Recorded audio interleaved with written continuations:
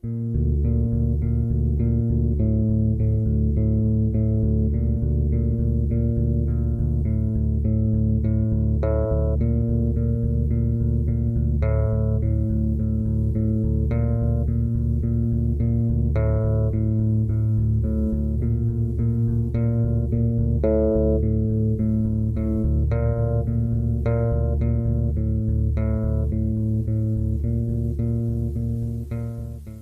I read through that handbook for the recently deceased. It says, live people ignore the strange and unusual. I myself am strange and unusual. Coming to you on the Paranormal UK Radio Network. It's a strange hobby. Curious. Wouldn't it be better if you put her someplace? I've caused you some trouble. The first Thursday of every month at 8 p.m. GMT and EST and 5 p.m. PST.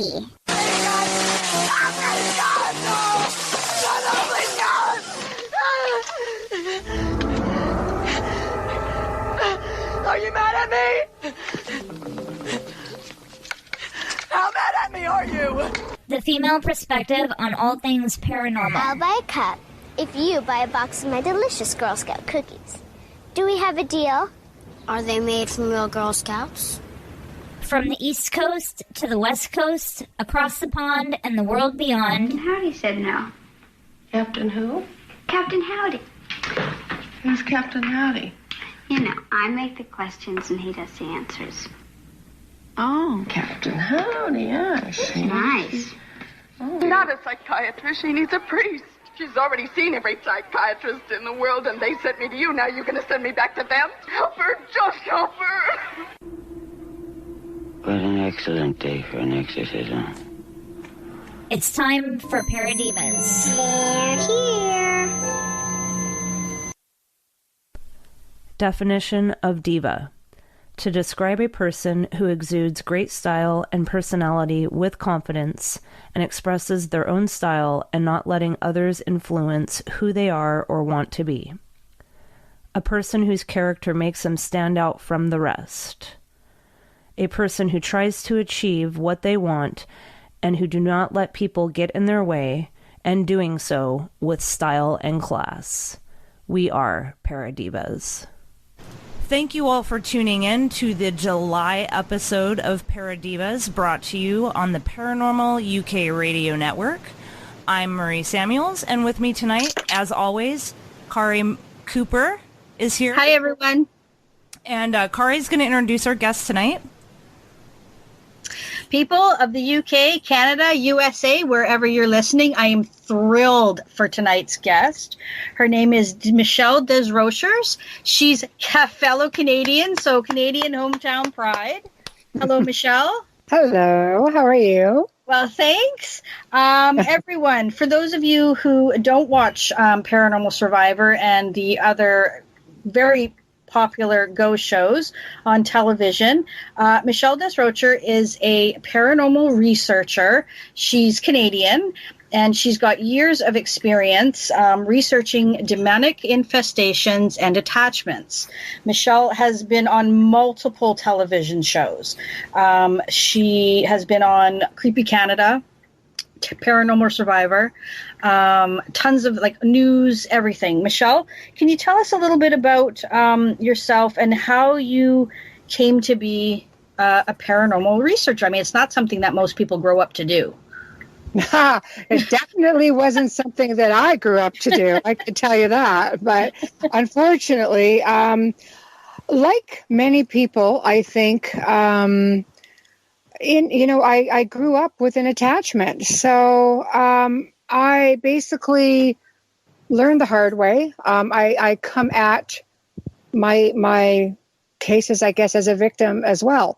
So from probably about the ages of 12 onward, where I think it started to rear its head, puberty, the delightful age. Right. I basically had something come in, and malevolent, came to realize as I got older, of course, that it was definitely demonic and had everything associated with it. And back then, of course, we didn't have the internet. Yes, I'm kind of touching on my age a little bit, but I had to go to the library, do things the old-fashioned way, and sort of got myself out of that situation, and I learned a lot from it. And can we go back now? This demonic attachment started at 12 years old. Did you move into a house?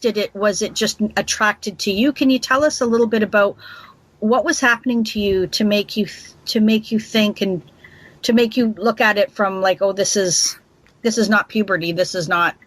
Mm-hmm. Well, I come from a family of mediums, like a lineage thing, right? So, there's always been paranormal activity in my life. The home that I was living in, I'd been in since I was 7 years old. So I definitely didn't not move into it. I think things started happening very slowly around the age of 12. I started picking up on smells and I started getting cold spots, things like that. By the time I was probably 13, 14, I had full-blown doors opening and footsteps. And, I kind of attributed it to, again, maybe even poltergeist, because I basically started getting into that at about the age of 14, trying to learn about things that were going on, what was happening to me. Yeah. But things started getting, pretty aggressive as well. I'd have friends over and they'd get pushed and things like that. And whatever it was, definitely was staking its territory, as I've come to learn, divide and conquer. I was very rebellious and, I've always been a fairly aggressive individual, I hold my own pretty well, but I was never, defined in a cruel way, even growing up. And I did really take a turn that way.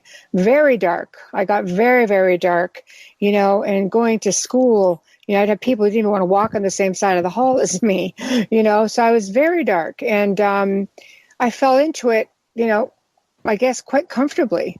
And when I finally started getting the gist of what was happening and really started to get into helping myself, I think a lot had to do with my mother, because she just had enough and she had kind of taken this thing on and challenged it a little bit. And, but you don't know, you get pretty helpless and you're like, I'm not going to put up with this. I'm not going to, take up space in this house, and that's the way it's going to go. Yeah. And was your mother a medium as well? Yes. Okay. So your mother and your grandmother, and that's funny because my next. Oh, no, you're not your grandma? Oh, no, definitely. It went on. On my mother's side of the family, it was very, both sides of her family had a lot of mediums. We come from a very rich lineage. Wow. So it's definitely something that, I could go to my grandparents at 5 or 6, 7 years old and see, a dead person in the living room. And, I would not be discouraged. It would be okay. They would show me pictures. Who do you see? And I would pick out a photo, without knowing who everybody was. And they'd say, oh, this is who this is. I didn't fear death. I didn't fear spirits. So I think that's probably part of the reason that when something came in, I knew it didn't feel right, but I wasn't really versed in being a medium by any means. I just knew how things felt. Yeah. And it did not feel like everything else I had encountered to that point had felt. Oh, my goodness. Do you think that the house that you were in was haunted, or do you think that you and your family were targets because of your abilities? I think I was probably a target because of puberty. What people don't realize is, young girls and women going through menopause, we go through a lot of physical and emotional changes, mental changes, and that sometimes can attract things to come in. And of course, with that being said, I know the house wasn't haunted. My father's father, so my grandfather on my dad's side, built that house for my aunt. My aunt and her family lived in it first, and then they moved further away, decided they wanted to get into farming and bought a big dairy farm. So, we bought this house and growing up in there. So no, there was never anything malevolent in the house. So I get into a lot more details on my story in a new show called My Paranormal Nightmare, which will be released probably in the fall. It's the only time I've actually ever really told a story in full. But because there's just so much to it, it's hard to get it all in an hour. Like, it was like an 8-hour shoot. What channel is that going to be on? I'm guessing it's going to air on Travel and Escape. Okay. There's no release date for it as of yet because filming has not concluded to this point. Okay, perfect. Well, I'll have to keep an eye out for that. That'll be a good one. Yeah, I bet, because you're fantastic on Paranormal Survivor. Like I said, I've seen you on several. You were on season 5. You were on several seasons, because I'm pretty sure I've seen you on season 3 and 4 too. 2, 3, 4, and 5. Right, yeah. Then I did another show from the same media house, which was Haunted Case File, season 1 and 2. Yeah. And the new show is also out of the same media house. Okay, yeah, because I see you on it almost every night, because I watch it every night because I record it. Nice. Yeah, so it's so exciting because I'm like it, and even my husband's excited for me, and he doesn't even really watch the show, but he watches it because I can't watch it alone, but he has no interest. But I need him there with me. Right. A little bit of hand holding. So yeah, a lot of hand holding actually. Did you manage to get rid of that spirit, the one that was attracted to you? I did. On your own? I did. Yeah, I did. I learned pretty early on that mindset played a really big part in all of that. And, that's what did it for me. I do believe in that acknowledgement is empowerment. There were some pretty rough times in all of that. But as I finally grew out of, the pubescent stage, I guess, I started to really toughen up. And I just simply shut it off and got into things like, spiritual cleansing, meditation, grounding, things like that. And that was it. And it's not like it ever 100% went away. I realized into adulthood, because I kind of fell into the paranormal part of it. But I work with some amazing people throughout the world, and a lot of really great mediums that have all sort of picked up on this entity. And when I researched this entity further, I actually found them within my bloodline going back centuries. I was just going to say, I wonder if it's... Yes. It's almost like Lasher, you ever read the Anne Rice Mayfair Witches with the entity that stays with them along the bloodlines? Mm-hmm. Like that's a real thing. It is. Yeah, absolutely. Absolutely. So you may not be able to fully shed. Possibly not. No, possibly not. But I'm a prime example that you can definitely live life. I don't coexist. I don't really acknowledge. Everybody's got their own space, and it's been interesting because I've been called on cases throughout the years where somebody's conjured this one up, or somebody has just said, I've got this specific entity, and I've kind of just shook my head going, wow, I get around. Yeah. It's definitely been a journey of self-discovery in many ways, without a doubt. But it did definitely pave the way for what I'm doing today. But now, because what you're doing today is so prolific and you're on all these primetime television, well, I say they're primetime television shows, and popular television shows, like Creepy Canada was very popular. Mm-hmm. How did you go from someone who, had this happen to them to becoming this well-informed researcher? How do you go from that to like actually being asked as a consult for even the Netflix series, The Haunting? You were a consult for that. That's Netflix. Yeah, a lot of the shows I've done have made their way to Netflix. I consulted. I did supply a lot of people. I do a lot of cases Like I'm backed up 18 months. We probably clear 20 to 30 a week. And so the shows all come to me and say, look, do you have any stories? And I always talk to people first and say, do you want to tell your story? And that was one of the shows that did. They only do 6. So, I mean, it wasn't hard for me to just send them a bunch. But everybody's got certain gimmick, right? Certain things that they're looking for. But some people find it very therapeutic to tell their story because it's their way of giving back.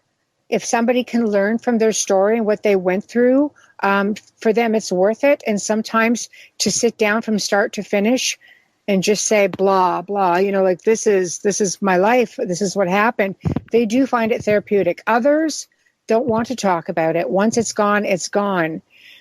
So I think for me, a lot of time went by. I was probably 19 when things finally really settled down with this thing. And I just went about my life, and did some modeling for a while and, just had boyfriends and just lived and worked and traveled everywhere. And, I love Europe and, spent some time there. And I decided to get married, have children. And I completely shut down on my abilities because I didn't like really growing up with it because I realized that it's okay if things are good, but what happens when things turn bad? And I didn't want my children growing up around that, but of course I didn't factor in the point that they would be able to see as well. So I had to be on the ball with that. And then as they got older, I said, okay, you know what? I'm just going to kind of venture into this a little bit. And I don't know. I had a knack for it, probably because of the fact that I could understand what people were going through because I've been there. Yeah. I've been the victim. I've watched what it does to a family. I know how it makes you feel. And I could look at people from that perspective, and that changed everything for me. I worked with a guy who, took these things on and did these sort of cases. And I kind of got my own technique as I went along and branched away after a while. And I watch a lot of the paranormal. I get invited to, I know how many groups on social media, and I'm always, cordial for the most part and will accept. But there's one thing that I see in watching, social media and watching television is that it's not that people don't want to help, is that some people aren't equipped to help, and some people have the wrong intentions. They want, that manic piece of evidence or what is deemed as evidence in an industry that's unexplained. They go in with a wrong approach.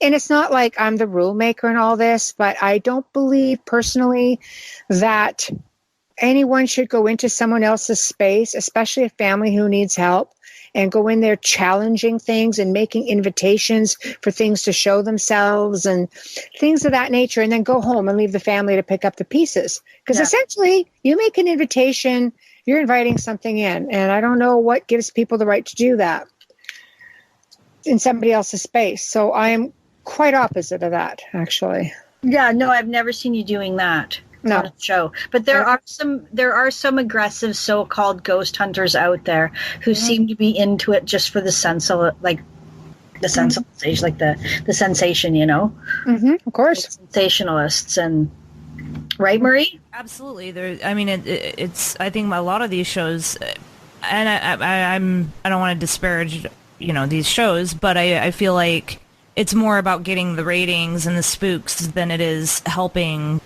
the people. Yeah.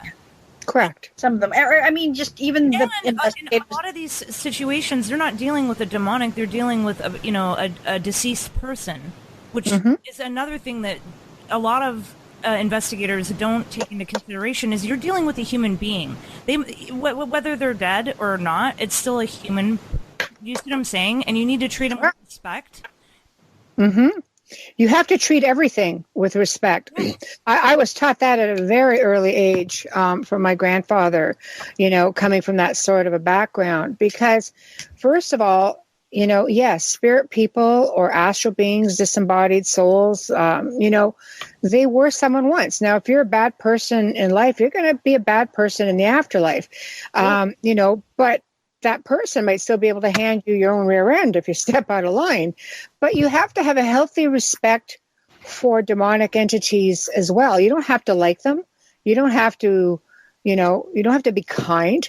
But you know what? If you're going to sit there and put yourself in a position where you can possibly get yourself harmed, or worse yet, the people that you're helping, then you're doing something wrong. Because when someone comes to me and entrusts themselves and their families to me, I take that very, very seriously. And I am not going to be careless. I could feel skittish about going somewhere. I mean, I could startle as easily as anybody else if something jumps up around a corner at me. But, I am not going to ever be careless and show fear when I'm supposed to be the backbone of this family for a little while. I'm taking that burden on. I always say to people, I have you. I won't let you fall, I promise. And I don't. And I'm on call 24/7 for people who need me. So can you explain a little bit to us about what is a demonic infestation and how does it happen? Well, there's many different there's many different ways that these can happen. Sometimes you kind of fall into it. Usually it starts off with some kind of an invitation, whether you are, out someplace and playing with, I always say the Ouija board always gets hit the hardest. But nowadays you have things like ghost boxes, telephone apps, pendulums, spirit boards, a voice recorder. Something as simple as a voice recorder, going into a location and saying, asking for that communication, making an invitation to bring them into your space. People don't realize it really can be something that simple. Oh, wow. Now, I didn't realize. Well, sure. I've had cases where I've been brought in and it's been, one, for example, she was like an 8-year-old girl playing with a phone app. 8. What? And yeah, phone apps. You get a lot of free phone apps out there. Yeah. And things come in and they take their invitations very seriously. So when things start to attach themselves, you go through that infestation stage where things are, scratching on the walls and slowly just, doing things to get your attention. It tends to be. What sort of things do they do? Oh, scratching on the walls, tapping, banging, opening cupboard doors. Some people get scratched, pushed, all kinds of things. A lot of times it starts off very slowly. Little subtle things that you think, God, did I just hear that? Kind of brush off. Like, oh, yeah, that was my imagination, or it's, Yeah. It was a dog. That's right. The dog did it, that foul smell. Foul dog. Yeah, what's with the foul smells? It always seems to be, and this is one of the things that led me to really believe that these things are true, is everybody's story seems to be the same. Mm-hmm. Yeah. Foul smells, rotting flesh, sulfur, rotten eggs, garbage, things like that. I always say to people, if you get a nice smell, chances are you have a nice spirit. If it's a foul smell, you might want to think about what else is coming into the space. But it is pretty much all the same stories. Yeah. And we've had that, I've had that here.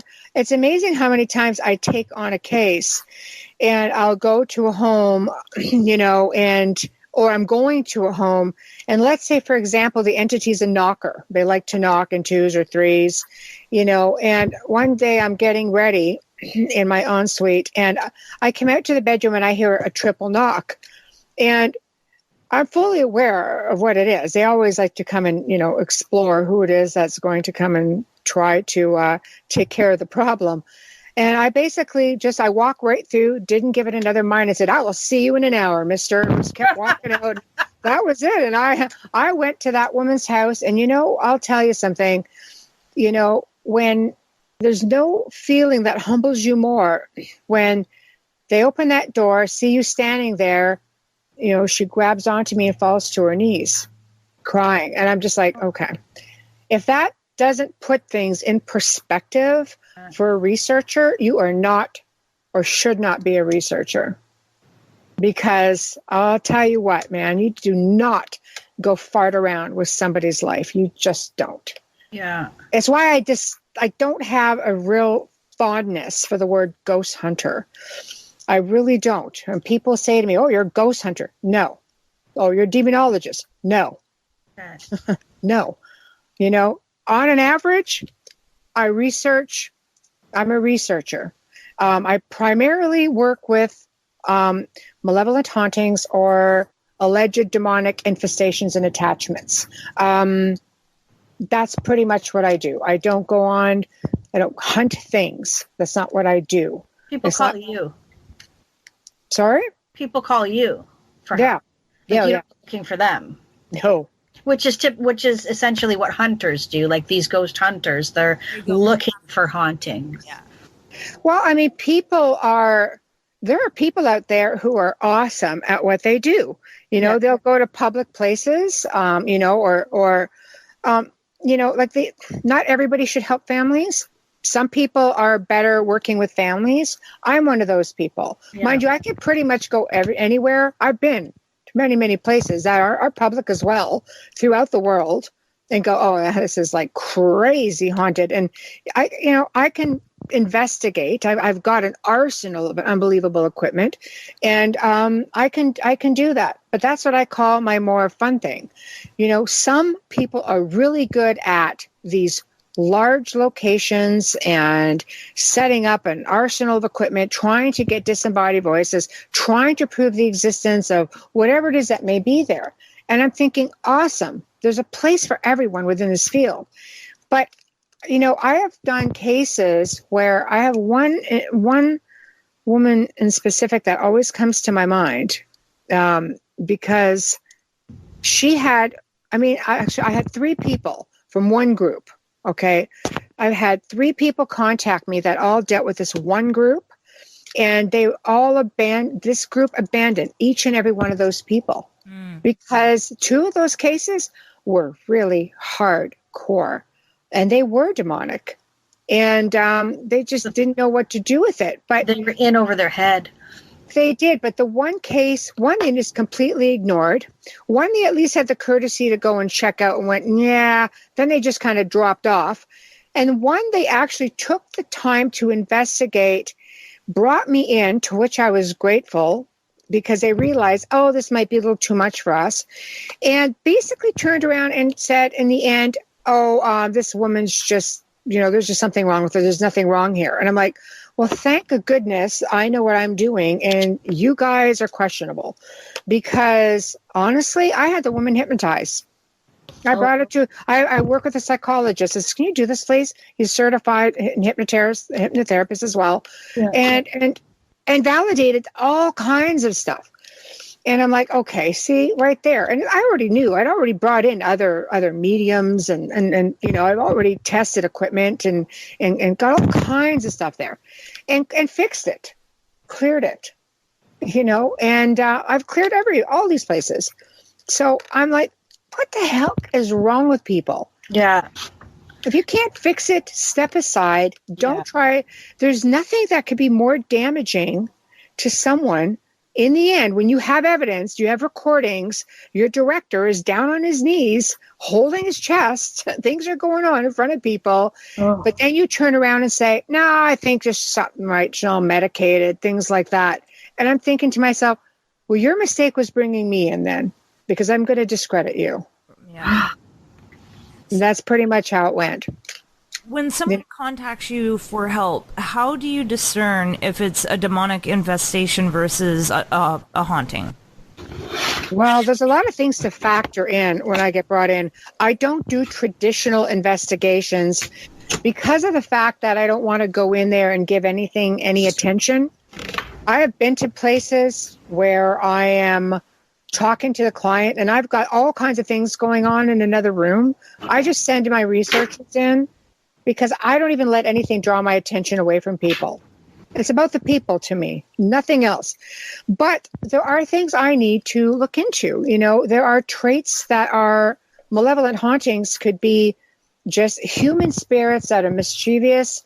It could even be a good person who's just really frustrated that they're trying to communicate with somebody who's not acknowledging them. Mm-hmm. And once they realize that not everybody is able to hear you or see you, then they kind of relax a little bit. But then you send those spirits off, the problem is solved, But when you're looking at demonic hauntings, you have to bear in mind there's a lot of factors to look at.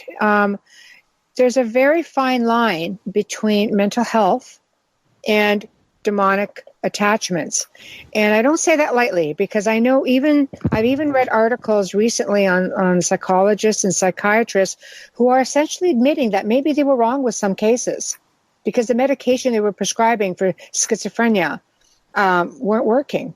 Bipolar disorder weren't working.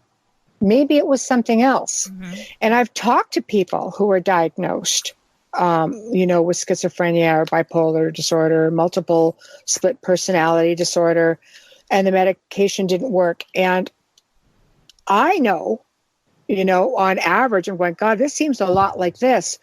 But if I'm not sure, I always ask people to get an assessment done by a psychologist or psychiatrist, and I need permission from them, from the doctor, to work with them. I always get it. They'll always give me permission as long as I don't allow or encourage their patient to go off the medication. Right. To which, of course, I'm going to agree. I'm only looking at another facet of the situation.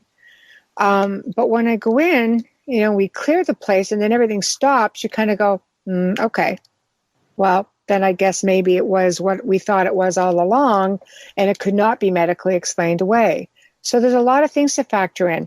There's also a healthy belief that, demonics could actually be reptilian extraterrestrials or archons from the Gnostic writings, right? So there's a lot to factor in. I have to work with religious backgrounds, whatever they draw their faith from, and I'm versed in many things, and I've seen many different type of entities, and it's very difficult because it can go either way. What kind of different entities have you seen? Well, ironically enough, I've had demonic cases where there have been portals that people have actually spotted grays on their properties as well. They said they were using the same portals, which at one point led me to believe that what if demonic are actually archons or draconians, or there's all kinds of different types of reptilian extraterrestrials. Those are just probably, two of the most popular, so I'll name those. But they just seem to be so many similarities. Of course, if I'm dealing with a Christian family, they're known as demons. But if I'm dealing with somebody who's more scientific and into ufology and really doesn't have a huge religious faith, and they start describing things, that I've seen before, I'm kind of like, it sounds like they're the same thing, but they're just two different perspectives of what they're being called or what they are. Or maybe what they're showing themselves as? Oh, correct. Demonics are known to be able to shapeshift and mimic. They're great mimics. I've got recordings where you hear this one, it's like a golem type of talking, growly sort of thing, and then he shifts over to this little girl's voice, and then he goes down into this other kind of growly voice, and all this is within like a 4-minute span, and the voice changed 3 or 4 times. Oh my gosh, Marie. So, there's a lot of things out there. I get a lot of people message me about entities like tall wolves that walk upright. And ironically, one of my cases, something was on that property. Not too far from them, there were grays spotted, and maybe a few kilometers away. But this specific case had everything. It had portals, it had demonics, it had human spirits as well. And sometimes the demonics will hold human spirits hostage. So it's it's a sad thing to see. So I always try to go in looking for human spirits first, because they will hide on an average. But this one had a really aggressive male human spirit as well. And then one night, of course, one of the family members saw something outside that was tall enough to be able to sniff the top of a door frame, which it did. Oh. And it had no face and red eyes. So I don't know. That's a story that may be told somewhere down the line when the family decides they want to discuss it. They're very gracious with letting me pretty much, give some details, but I honor the laws, the privacy laws, long before that was mandatory. You kind of have to, because it's not something people want to talk about, because people look at them and they're like, you're crazy. In some cases, yes. But in some cases, they do find it therapeutic. Sometimes people will say, what do you charge for your services? I don't charge anything. And they're like, well, we want to do something. And I said, well, pay it forward to somebody else then. Pay it forward to somebody else who needs help, or help find them help, lead them to me, or be an ear if somebody just wants to talk. And a lot of times they'll say, because they find me from television a lot of times, so they'll say, well, I'd like to tell my story if it ever comes up, because I want someone to be able to learn from it. And if even one person can learn from it, then I've paid it forward. Then I feel like I've helped. Yeah. They want to help. Yeah. I've helped people who've gone on to have their own paranormal groups, and they help other people now. What's the, so what do you think of, I guess, like, what would attract them? I guess my specific question is, okay, I live around the corner from the Picton Pig Farm. Right. So I live here in British Columbia, and I pass the Piggy Palace. And I don't know if you know anything about Robert Picton and the Picton. Yeah. Pig. Okay. Yeah. So enough said. Continue. I pass the farm twice a day, every day. And sometimes there's this side road that you go down. They've built townhouses all around it. They've cleared the entire area. But there are a couple sheds left. And I was driving by, I had to turn around and I had to pull in beside one of the sheds, and I looked in the doorway and it just creeped me out so badly. It felt bad. Mm-hmm. Well, bad land is a culprit of a lot of hauntings. Personally, you can tear down a house. It doesn't mean that the energy is going away. So, if you taint the land, with death, sometimes you end up with an elemental problem. Elementals are earth spirits, are very aggressive. Yeah. And you can work with them. They will work with you. We have worked with elementals to try to make things right. But if somebody goes in and builds a house over top of that property, they're going to have a lot of the problems. It doesn't just go away. Now, like, you could always, like I said, call someone like myself, because I probably, do a degree of remote clearing and probably work with one of the best RVs to me on the planet. Oh, yeah? Yeah. What's RV stand for? Remote viewing. Remote viewer, yes. Remote viewer, okay. So, with that said, be easy enough to clear.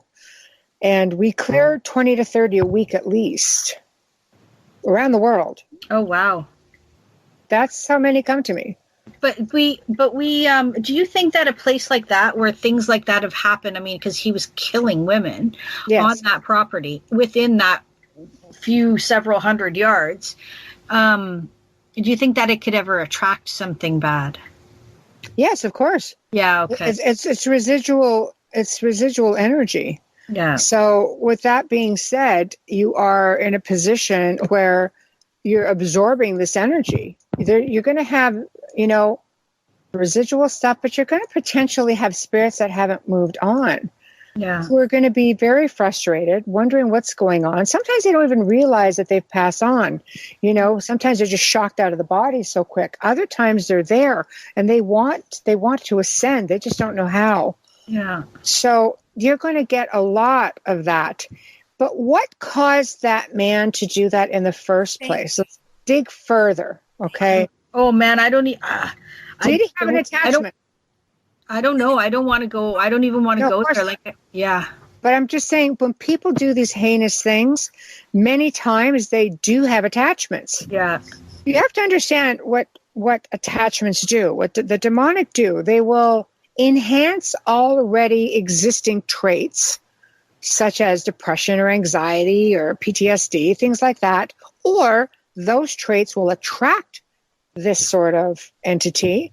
And then they like to do this thing, this little thing called divide and conquer, so they'll amp up all of these traits, or they'll cause these traits. Then they kind of divide you up within your family or friends. They don't want anybody helping you. So you kind of isolate yourself, and you'll become aggressive, and you'll become, erratic, and people just don't want to deal with a lot of that. You don't know how to deal with a lot of that. Some people become shut-ins and recluses, and and then you tend to end up, in the end, you could potentially do this. I mean, a true demonic possession, could lead into your suicide. It leads in death, whether it's a death of someone else and yourself, or suicide, the death of yourself. I mean, soul energy is the ultimate goal with all of this, and however many people you can take with you, that all the better. But you also have to look at them like a giant octopus. They can infect many people all at once. It's not just a one-person deal. I've had cases where I'm dealing with one person, and all of a sudden I've got 3 other people at the same time being affected by the same thing, because they've either tried to help this person or they've been in that individual's home. Oh my goodness. Sure. Have you ever had anything try to affect you? Many times. Many times. Help, right? Yeah, many times. They definitely come by and rear their heads. And, I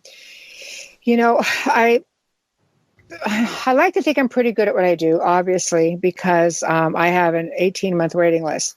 Every time I clear a bunch, I get a bunch. Clear a bunch, get a bunch. I prioritize children, so they always get bumped up, But I've always been, and never thought that I was ever cocky when I first started. I was just very affirmed, Yeah. And I always knew I was protected, and I protected myself. But I didn't bank on the people around me not being affected. I always thought I had my house pretty much like Fort Knox. And one time my daughter got affected by a case and lost her vision. And I mean, literally overnight, literally. Brought her, it was scary. I bet. It was scary. And we took her to every specialist under the sun, psychiatrists, psychologists, eye doctors, eye specialists, CAT scans, MRIs, you name it. It took my family doctor to say to me, "What have you been working on lately? Because there's no explanation for what's happened to her." And I thought about it, and I was like, oh my gosh, this is what's happened. So eventually, I just removed any attachments that were within the space, and because, went back and made sure that I crossed all my T's and dotted my I's, and literally within a few hours, she came to me and she goes, "I can see." I was like, wow. So that's humbling. That set the stage and set precedence for how I did things from that point on. And this went back to like 2006, I believe, 2005, 2006. And I thought to myself, never again will this happen. And it humbled me. And I basically, now I am always on it. I'm on it. They come in, I know it, and I pop them out quick. And we're talking demons and entities? Correct. I have filmed, fascinating. I told you. I have filmed in locations where I'm just filming, and it's a very benign case, and I walked into a full-blown demonic haunting where people were being scratched, and the husband went down on his knees. He was having like a heart attack, a mini heart attack right there. Luckily, we had someone on staff who was a nurse and looked at that. And, I can't get into a lot of detail about that, but it was completely what was not supposed to be. I walk in there, said one thing, and it ended up being something else. And whatever was there followed some of the crew and those of us filming home that evening. And even I felt really ornery. I had a colleague message me going, "How are you feeling tonight?" I'm like, really crotchety, actually. And he goes, "Me too." And he's kind of borderline nothing. He's not squeamish. He's very logical. And he goes, "I'm telling you, this is what's going on." And I went, "Okay." And I phoned around to some of the other people that were on site and like, "Yeah, things are off."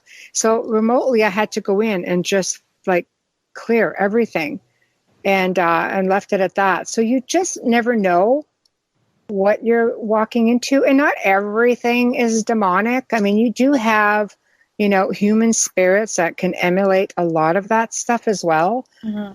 So you have to be really careful. You can't run around screaming the D word all the time. It's just D word. Yeah, the D word, bad business. So, what's the most frightening haunting that you had to work on? Wow, what scared you the most? I don't really scare, and I'm not being facetious or cocky or anything like that. I can be, like I said, I can be, taken off guard like anybody else. Like if, somebody jumps out from around a corner at me, I'm going to jump. If something invisible does it, I'm going to jump a little higher. but on average, my mindset is, it's always clear. It's not that I don't fear something. It's not that I'm not nervous about it, but I am definitely, I don't go in skittish because I'm of use to nobody if I do that. I've done a case recently. We did it remotely, and she sent me a recording that I have to say, I've got hundreds of hours of recordings of alleged demonic beings, or growling and just mimicking and all kinds of stuff. This thing came in, it sounded very big, and it was all in Aramaic. Oh. That's very ancient language. I believe it predates Latin, if I'm not mistaken, but don't quote me on it. I believe you're right. And I'll tell you something. I heard that, and I had a chill that went up my spine, and I thought to myself, "Oh my gosh, am I going to be able to get this done?" And were you able to translate what it was saying? No, not to this point. No, this is a very new case. This was done in the last 2 weeks. And we get it done remotely clear, and it's still clear. Good. Like to this day, this moment, knock on wood, it's still clear. I heard you knocking. What? Yeah, I'm knocking hard. Yeah. So you heard the voice speak in Aramaic, and then what happened? Well, like I said, I got a chill that went up my spine, and I thought to myself, I second guessed myself for a moment. And that's something you can't do. You can't second guess yourself with these things. I was half expecting a visit that night, and I'm like, "Oh, great!" But no, everything was good. I just kept my cool. But I have been to what is deemed one of the most haunted places in the world, and that's the haunted forest of Romania. Oh, Hoia Baciu Forest, and it's the most haunted. It went from the second most haunted forest in the world to the most haunted forest in the world. The haunted forest of Japan. Must have beat the suicide forest, correct? Yeah, suicide forest. So did anything happen? Oh yes. Oh wow. Oh yes. Again, we went in there during the day, and I thought, okay, I just want to get my bearings. It was the night of the supermoon, and everybody kept saying, "Oh, you're going in there just to get more effect." I'm like, no, I've got 4-kilometer walk in there, and I want to see where the hell I'm going on the way back out. Yeah. So that was my logic. And we got up there in the middle of the day, and, I had a nice little picnic lunch and, getting a feel for the whole place. And I went and had a nap in the middle of the forest and middle of the circle. And well, this is so I could absorb what was going on. Jeez. Right. And I know I'm a bit of a quack that way, but hey, it works. No, that's fantastic. That's what my grandfather did to get the energy in our house. My mom said he had to sleep in there overnight, and then he woke up and told her who the ghosts were. Anyway, that's Yeah, it's a great concept because your subconscious opens right up. Yeah. Right. So you can really get a feel for it. What was interesting about this place is that there were no birds, nothing like that. We didn't see any wildlife. We just saw a lot of insects, things like that. And there was this droning sound in the background. It sort of sounded like a faintly in the background. It was crazy. And I'm like, what the crap? Doesn't have to drive you crazy, you know? And all kinds of things happened. I had two of my staff, they're my friends, you know, as well, you know, on the team. And one is Romanian. And we're just 6 ways into the circle. People don't realize there are several ways in. And, you know, she's doing voice recordings and I said, just don't go to that corner because something's kind of manifesting over there. And, you know, it was slowly heading into the evening. And she's standing there and she says, my chest feels very heavy. And the other gal and I are standing there and we're watching this tree. You hear it cracking and it's being bent down behind her. And I'm betting you are feeling some heaviness right now. And all of a sudden you hear crack and it stands right back up. Oh. So she's like, you know, so a lot of startling things. And then a lot of our equipment went down almost immediately. The energy in that place just sucked everything up. We had a small little ghost box left. We had, I think, like 1 or 2 iPhones left that were still going. And I'm thinking, oh my God, that's just great. There's nothing left. Cameras are down, quarters are down.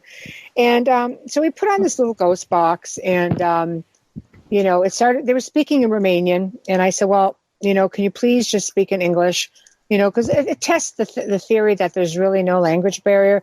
So his voice came through and went da and then said yes. I'm like, perfect. Da is yes in Romanian. Yes. So we started having this, you know, big discussion and asking, you know, all kinds of questions. And I could feel this really large entity come into play. Now, nobody has really filmed in the forest aside from the University of Cluj, which is where the forest is located in Cluj. And aside, even when Destination Truth filmed there, it was the university that filmed on their behalf. So, you know, this thing comes in and there's a growl that comes through the box. I'm thinking, okay, well, that's fine. It's here. You know, just kind of ignoring it. And then, you know, one of my researchers kind of says, nobody's talking to you. All of a sudden you hear the box say, go now, run. And I'm laughing, thinking, I definitely am not running because I just don't run.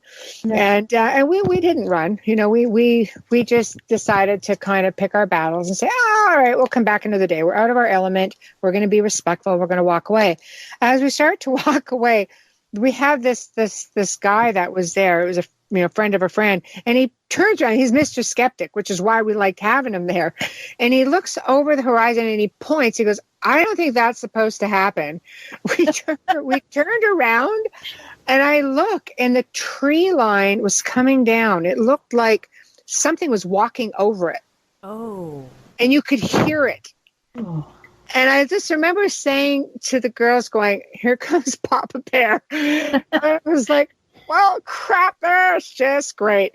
So anyway, we just very bowed out gracefully, walked away. And, you know, there was something behind us, literally on our heels. We could hear it in the leaves. We could hear it in the brush behind the trail, you know, just walking behind us, crunching. And I'm like, okay. That night, we finally, after, 4K out, we got to our hotel, which is a modern hotel. I mean, all you got to do is walk in and all the lights go on. Walk out, lights go off. I mean, really modern. And that night, we had something walking around at the end of the bed. We had the cell phone just went off. And my researcher looks at me and she goes, huh? And I'm in my own mode. I'm on my cell phone. I'm texting going, don't even acknowledge it. You know? And she's looking at me. I'm going, mm-hmm. Just like, don't go there. Don't go there. And upstairs, my other researcher was up there and her phone in the room kept ringing and there was never anybody on it. Whatever it was, followed back to Canada. I didn't have issues with it. They were having issues with it. Something, they would talk to one another. Something would would just mess up their phones, try to come on while they were talking on the phone. The cell phone signals are kind of hard to get in there, but they something was in there, and they could hear something breathing and growling, and that was our last place that we investigated from that point.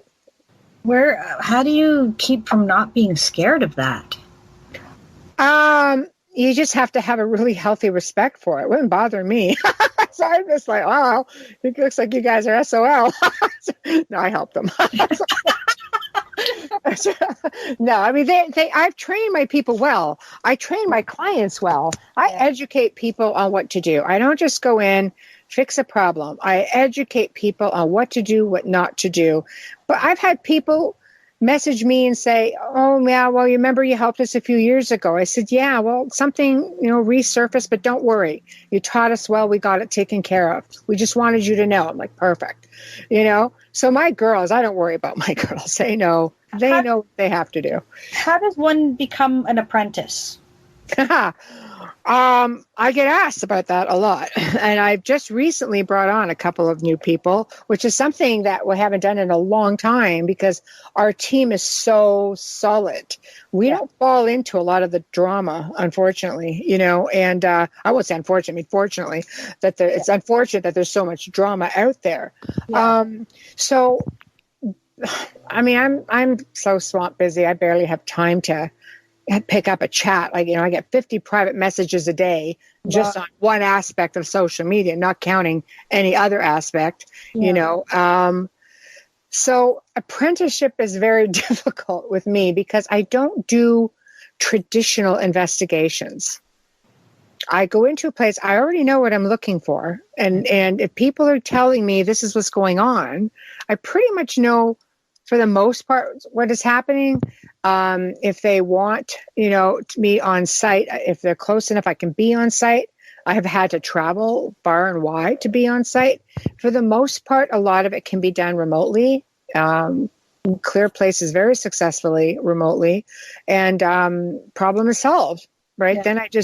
Then comes the job of working with the mindset of the people we help, because your mindset can become your worst enemy because you're so conditioned to living a certain way. You're almost like living like a hostage. Picture yourself living in a hostage situation and you finally have freedom, and you think to yourself in the back of your mind, oh my gosh, it could happen again. Or every time you hear a sound, oh my God, is that this thing? Oh my God, did I just see a shadow? You're trying to that's PTSD.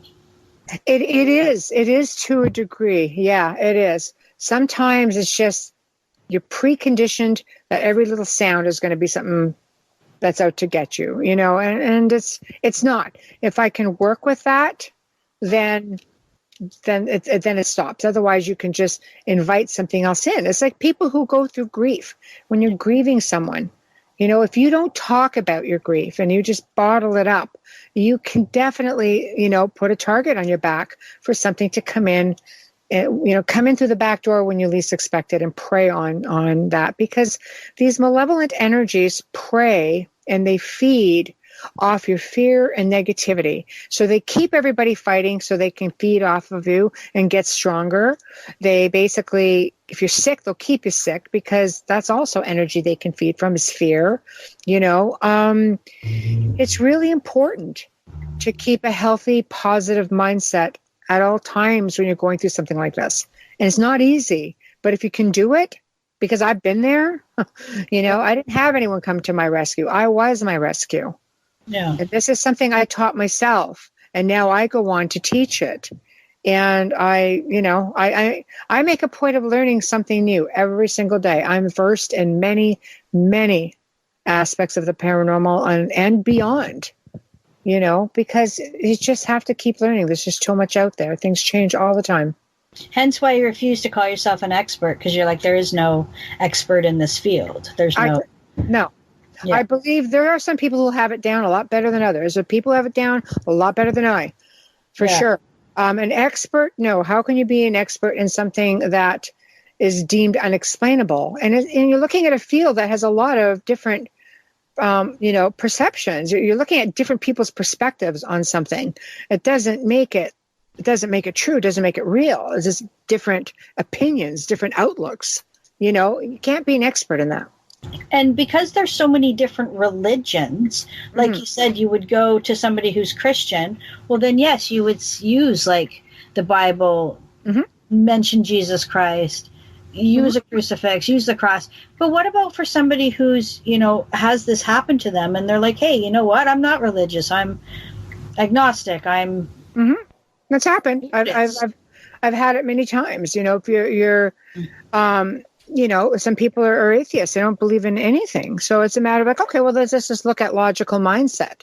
I will work with the mindset no matter where it is. I will, I mean, let's face it, a lot of people lose their faith when something like this happens because they don't understand. Everybody kind of blames the powers that be and says, how can you let this happen to me? How come you've abandoned me? Well, I didn't abandon you. I sent you someone that can help you. So embrace it. You have to look at the obvious. The universe gives you a lot of signs. And if you don't pay attention to those signs, eventually it's going to give you a kick in the rump and say, hey, pay attention. Or it's going to finally just give up, or push you into a direction harshly until you wake up and go, all right, I should have saw that coming. But it's my job to bring you back to your faith, whatever that faith may be, whatever it is that gives you faith. People say, well, I've been smudging, and I'm like, well, if you're just going through the motions, it's not going to do anything. You need to put some serious intention behind the act of smudging, and you need to put some serious power behind the words that you're using during these clearings. It's intention and power, that you put out there that is going to make all the difference. If you're just going through the motions, you're just going through the motions. It knows when you mean it and when you don't. Whatever it is you're trying to get rid of, they're usually one step ahead of you. And are these entities and these demonic entities, like, are they all from the same source? Are they different? Are they individuals? Are they... That's a tough question because I've never really fell into the realm. Thank God. But yeah. But do they have names? Do they? Yeah. Well, yes, and I guess a lot of that depends on what your background is. So let's just say you're Catholic, Christian. Yes, and the demonics all have names, and they stem from the original 72 fallen ones, and they work on a hierarchy. Right, just like everything else works like a bit of a military hierarchy. You have your generals, and you have your soldiers, and you have your princes, and you have the kings, and you have the head kahuna, the big kahuna at the top. It's much like the angelic realm. No, just kidding. Sorry? Yeah. I said, you mean the bottom? I was just like, yeah. Bottom, work your way up. I get it. Yeah. Not a pie. I know. Yeah. Like, where are they? Are they just floating around the ether, waiting to be? My mom said they're just floating around, like just waiting to be. They'll just get in wherever they can. It's believed that they're dimensional. So we lost. So I guess in a way they're floating about.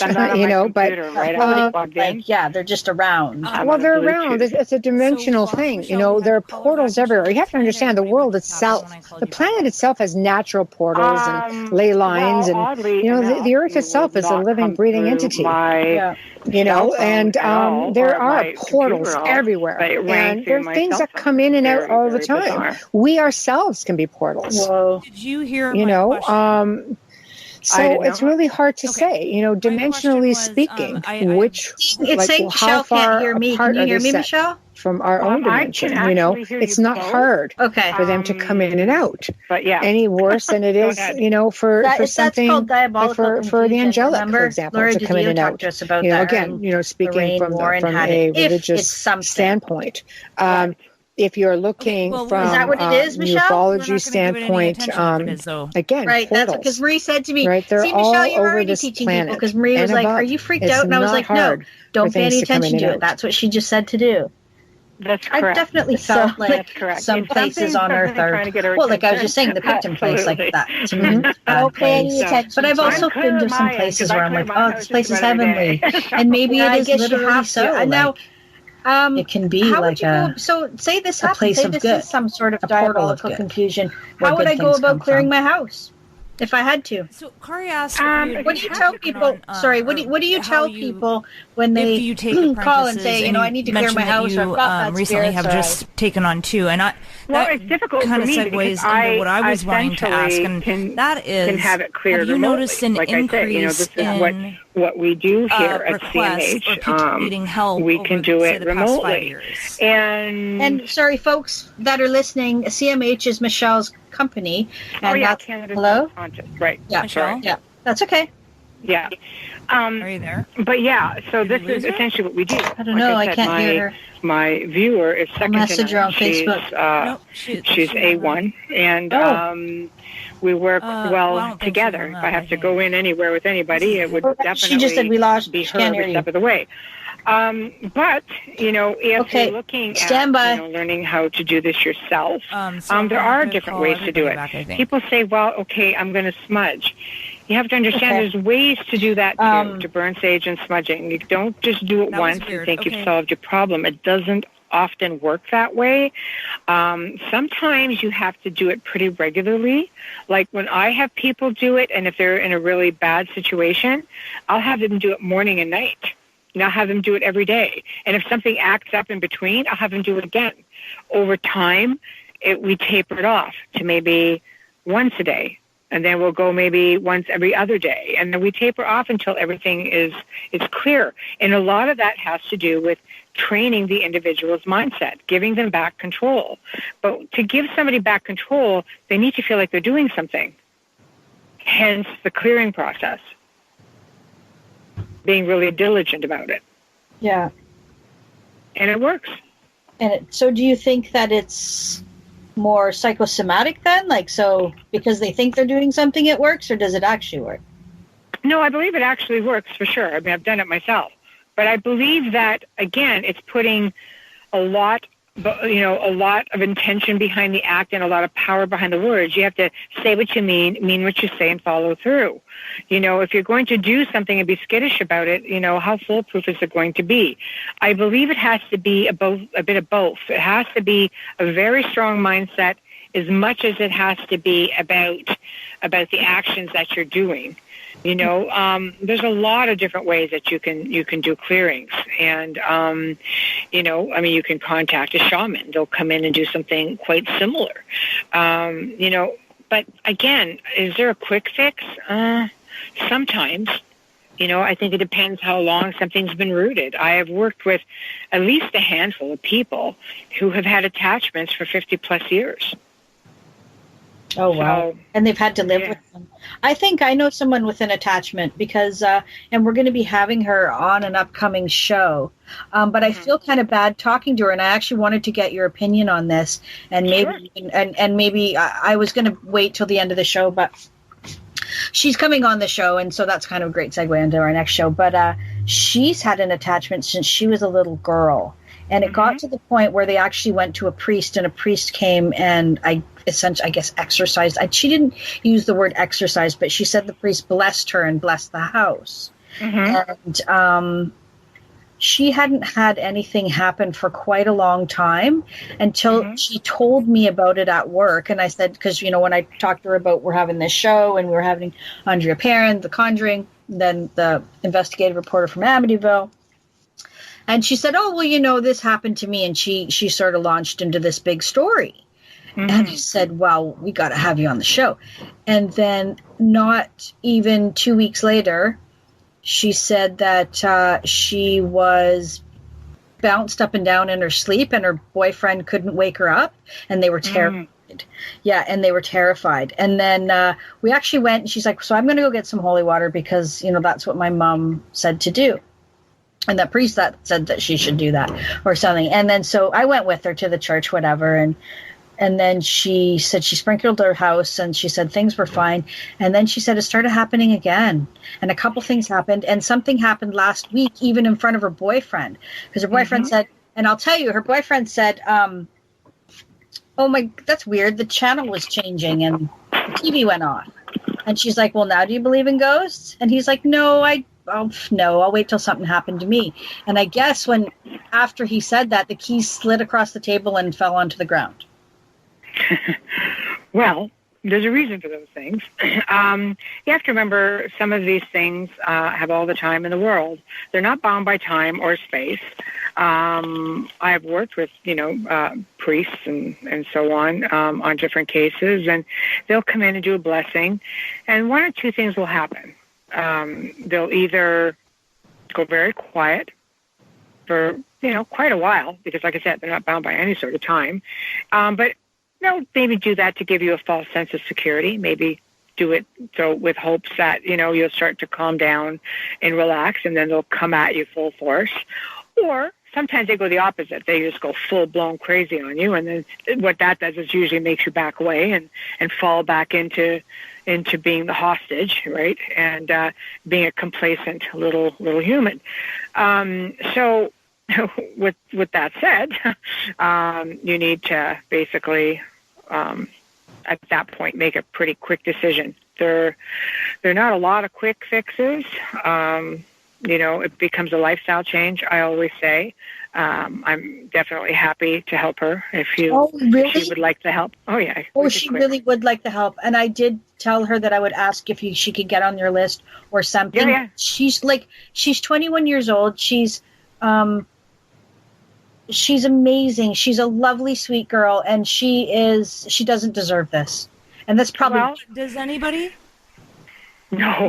Nobody deserves it. Well, maybe somebody that wants it and asks for it and is doing awful things, and they're not asking for help either. No, true enough. I will, when we're done, I will message you what I'm going to need, and we could do it. Oh, you're welcome. Amelia and I could probably do it pretty quickly. So they don't take us long. There's just an abundance of them, but we do them fairly regularly, probably, 3 times a week, sometimes 4 times a week. Really? So there's that many people? Oh, God, yeah. Being affected? Oh, yeah. So, Michelle, now I'm going to ask you the question that I asked when we got disconnected. And I'm sorry.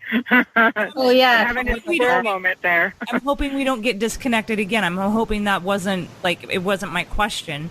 But my question was, Kari had asked you if you had were ever taking on apprentices, and you said that you'd recently taken on 2. And I was wanting to ask, have you noticed an increase of people needing help over, say, the past 5 years? Has it exponentially increased? Yes, 100%. I get roughly 3 or 4 a day fall on my lap. And a lot of them that I do, I won't say a lot of them, I bet you half of them that I do, depending on whether I can work and get them to change their mindset or not, will reactivate. Now, the ones we get rid of, they don't come back, but there's always something there ready to take its place. So, yes, I'm busy. Every single day, I'm either talking to someone online, multiple people, just trying to, it's like an interview. There's a process I have to go through, to get there and clear someone and prioritize people. And sometimes, we can do them really quickly, other times not. And it's like a vicious cycle, really. There's all kinds. I get tagged in Facebook pages everywhere. I get tagged often with people who need help. Someone sees something in a paranormal group and they'll just tag me in it because somebody needs help. So I'll go in, I'm like, okay, and go through the process. And then, what makes it hard on social media is that everybody has an opinion, and there are people with wonderful intentions, but maybe not experienced, and if you're dealing with somebody, let's say, who's not super religious, and you have a very religious person saying, don't deal with mediums, call a priest. Well, I have to tell you, I've done cases where priests have gone in, and they're not all equipped to be able to work with the demonic. They can bless the house. They can be that ear. I had a situation, a client where things were flying off the shelf, and the priest was just shocked, and the priest walked away and did not contact the client again. Yeah. So, everybody is built for that. I can tell you that apparently the Exorcism Center in Rome is busy, and backed up a couple of years in exorcism. And apparently exorcisms happen every single day with their priest, you know. So there's something that's definitely going on. Something is changing, because I'll tell you, things are amping up.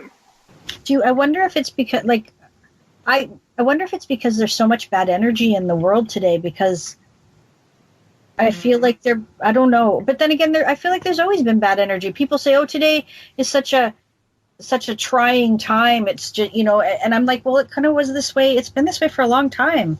People have, it's part of it. I think people lose faith.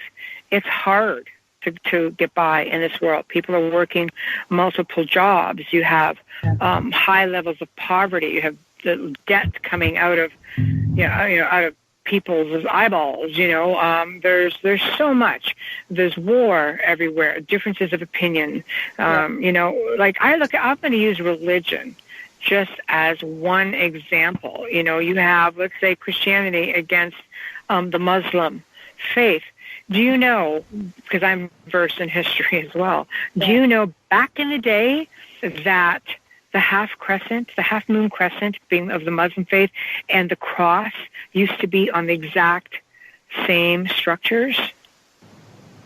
They used to work together. So now they're divided. Yes.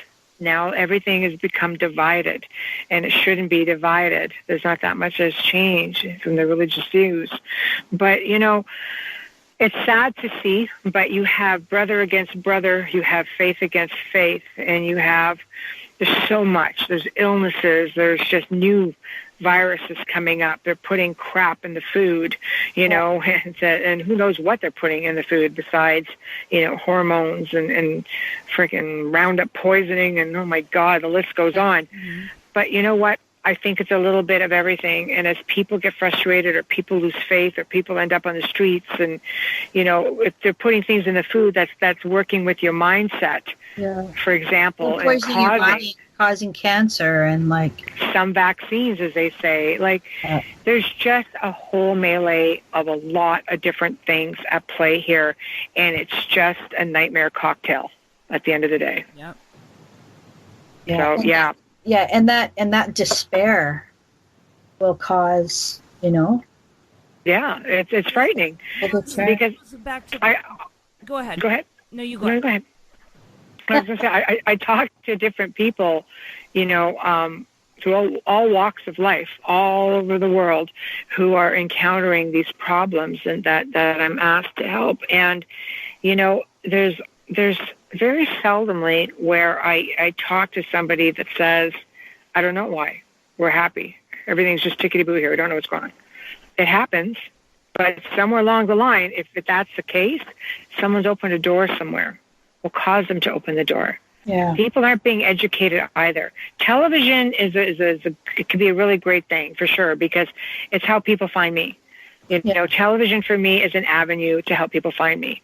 And I don't have creative control over what gets put out there. I can tell you that we film for several hours, and lots of it ends up on the cutting room floor because you're only seeing a 10-minute segment, for example, you know, and then people get mad and say, well, why are researchers doing this and this and this? And because it makes for good television. We're not all scared. We don't all go running.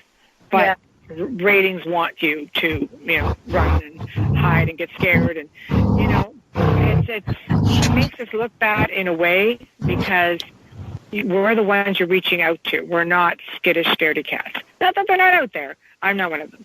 And well, because some of those shows, like, they show the guy running and screaming, and you know, I know it's and you know, I have really awesome, you know, producers. I'm very fortunate, but I also have to be realistic in the fact that, you know, it's not going to necessarily sell. You know, I've turned down my own series several times because I just don't like the fit. It just doesn't fit. It has to work for everybody. And I'm like, I'm not going to do this. I'm not going to do this. I'm not going to sell out just because it's a TV show. I've been filming for a million years. I don't really care.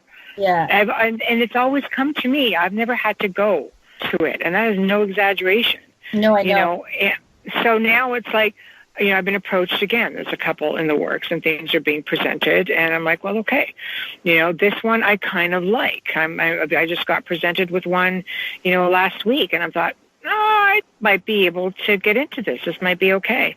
And it will be different because I don't want the norm. I can't. You can't keep falling into it. I don't want people to think that, they're like all researchers run and hide. And do we get unsettled? Of course we get unsettled. We're dealing with something that's completely invisible to most people. Some of us can see, some can't. But it's like sticking your head in a cage with an invisible lion. You have to expect a degree of nervousness.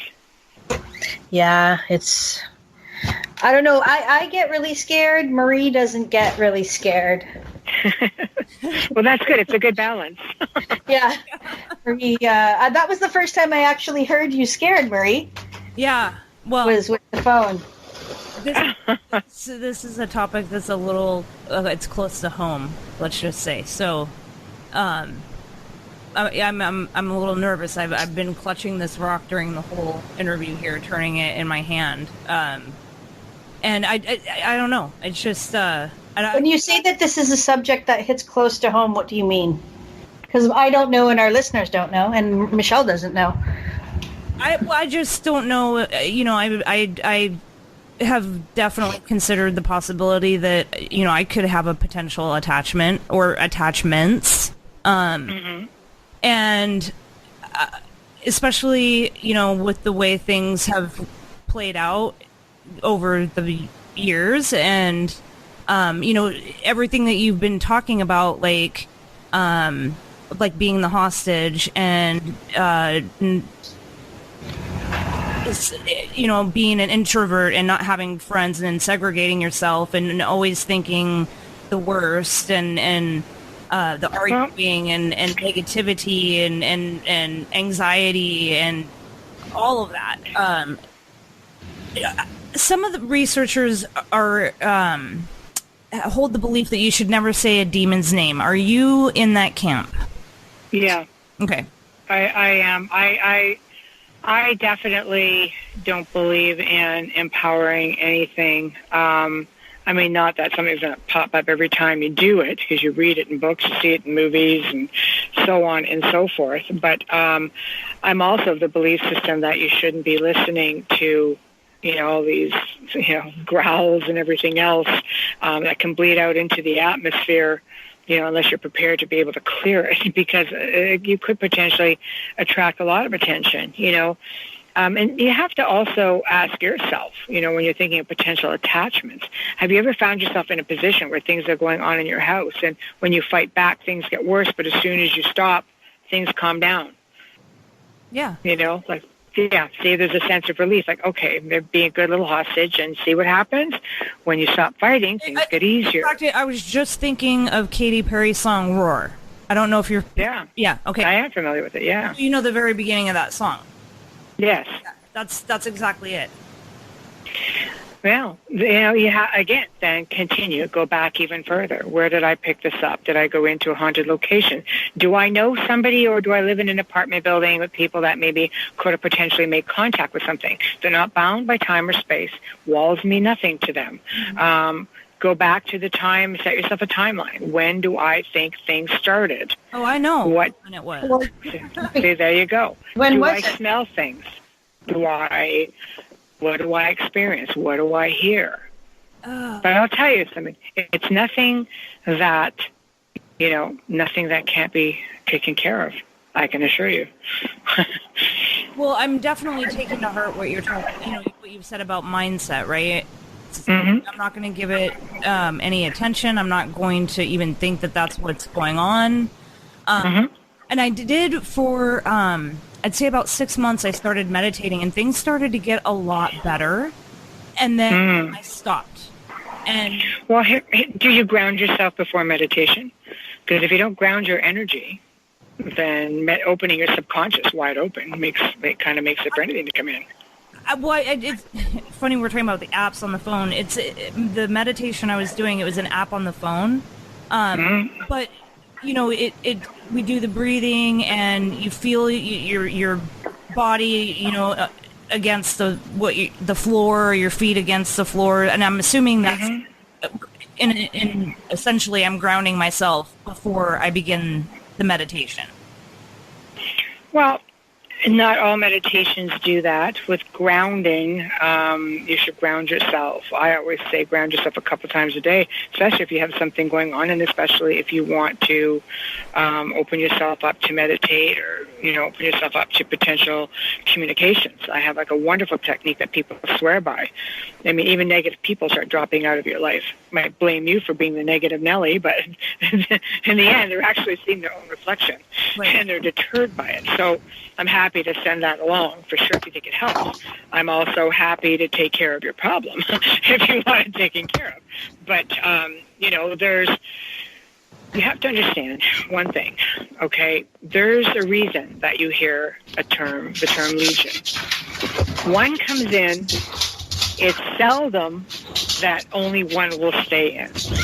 Many times I have gotten into locations and I find more than one. Oh. So, and I'm pretty sure most people that you will talk to who have been to it, even Andrea, I'm sure would have told you, because, she's a friend of a friend, and would have told you that, their family definitely had hardship with a demonic entity, but may have told you that there were probably more than one involved. Right, yeah. That doesn't surprise me. Yeah, exactly. It's a free-for-all. Open the door, you become the party house. So if you're known as the party house, things keep coming. Even when you do clearing, sometimes you have to do repeated. I've had to, I get calls from people who have basically said, oh, something's happening again. We go in again. Sometimes a week later, bam, hit it again. Bam, hit it again. After a while, people start realizing, well, maybe this place isn't having parties anymore, and it's getting harder and harder to get our foot in the door, so they go on to greener pastures. So there's definitely techniques to it. Well, and Marie, you've had a paranormal podcast for years. I mean, I started listening to you 5 years ago, and my mom wasn't overly thrilled about me joining the podcast because she said, if you are talking about these things, they're paying attention. Is that true?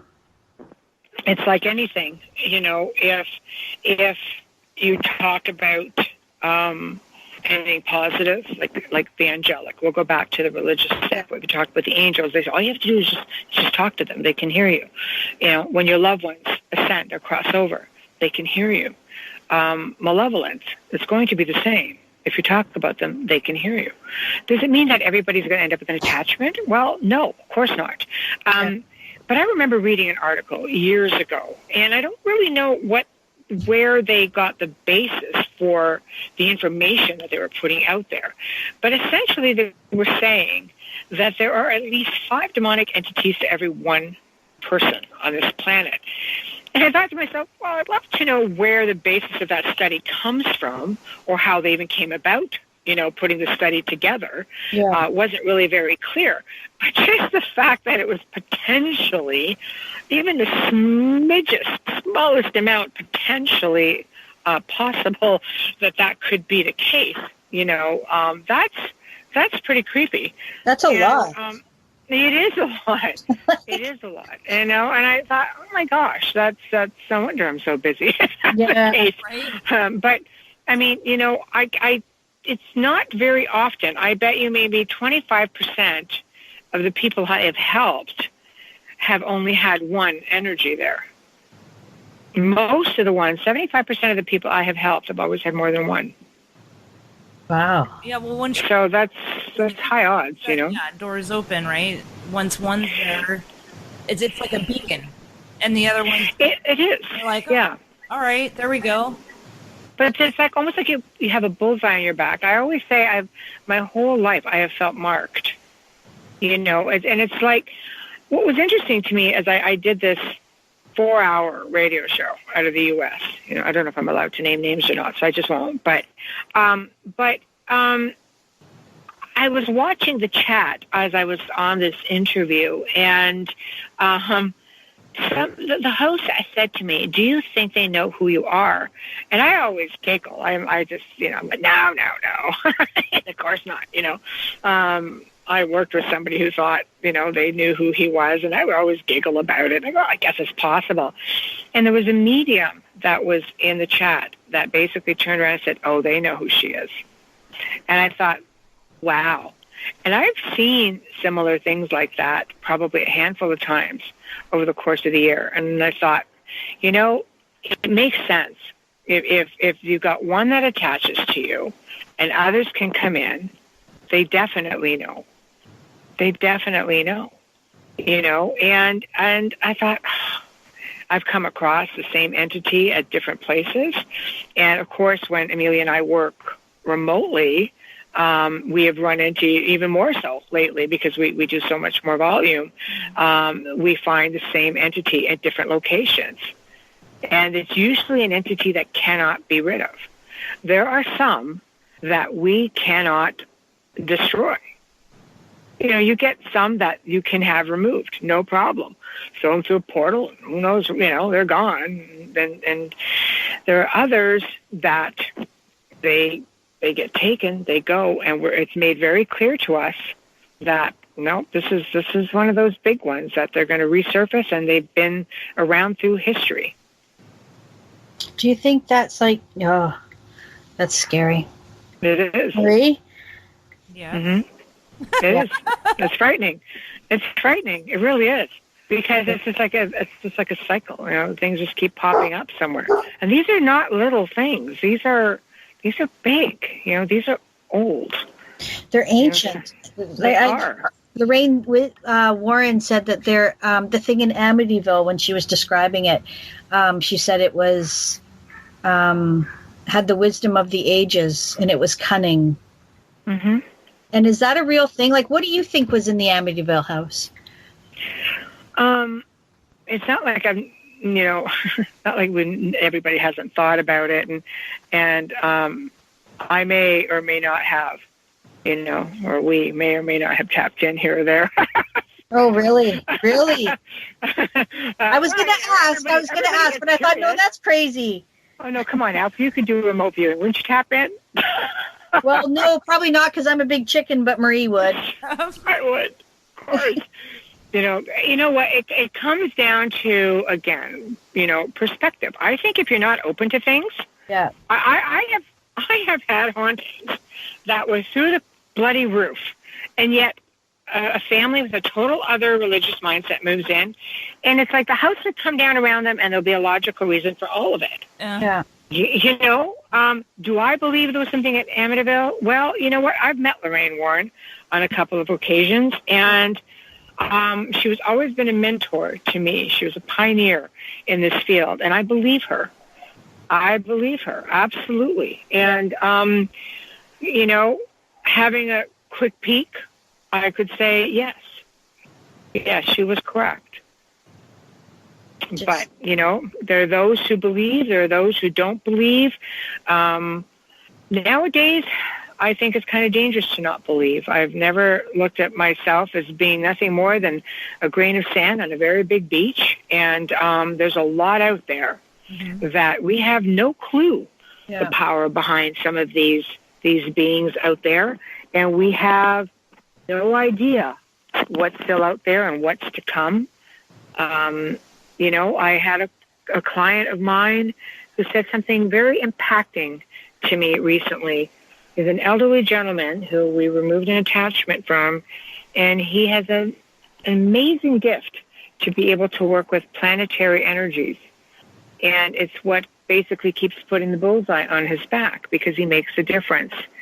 And he said to me one day, he said, "Michelle, there are things that come from other places that reside here." He goes, and which is good. A lot of people would find that pretty scary. I'm like, yeah, I guess so, right? And he goes, "You want to know what's more scary?" I said, "What?"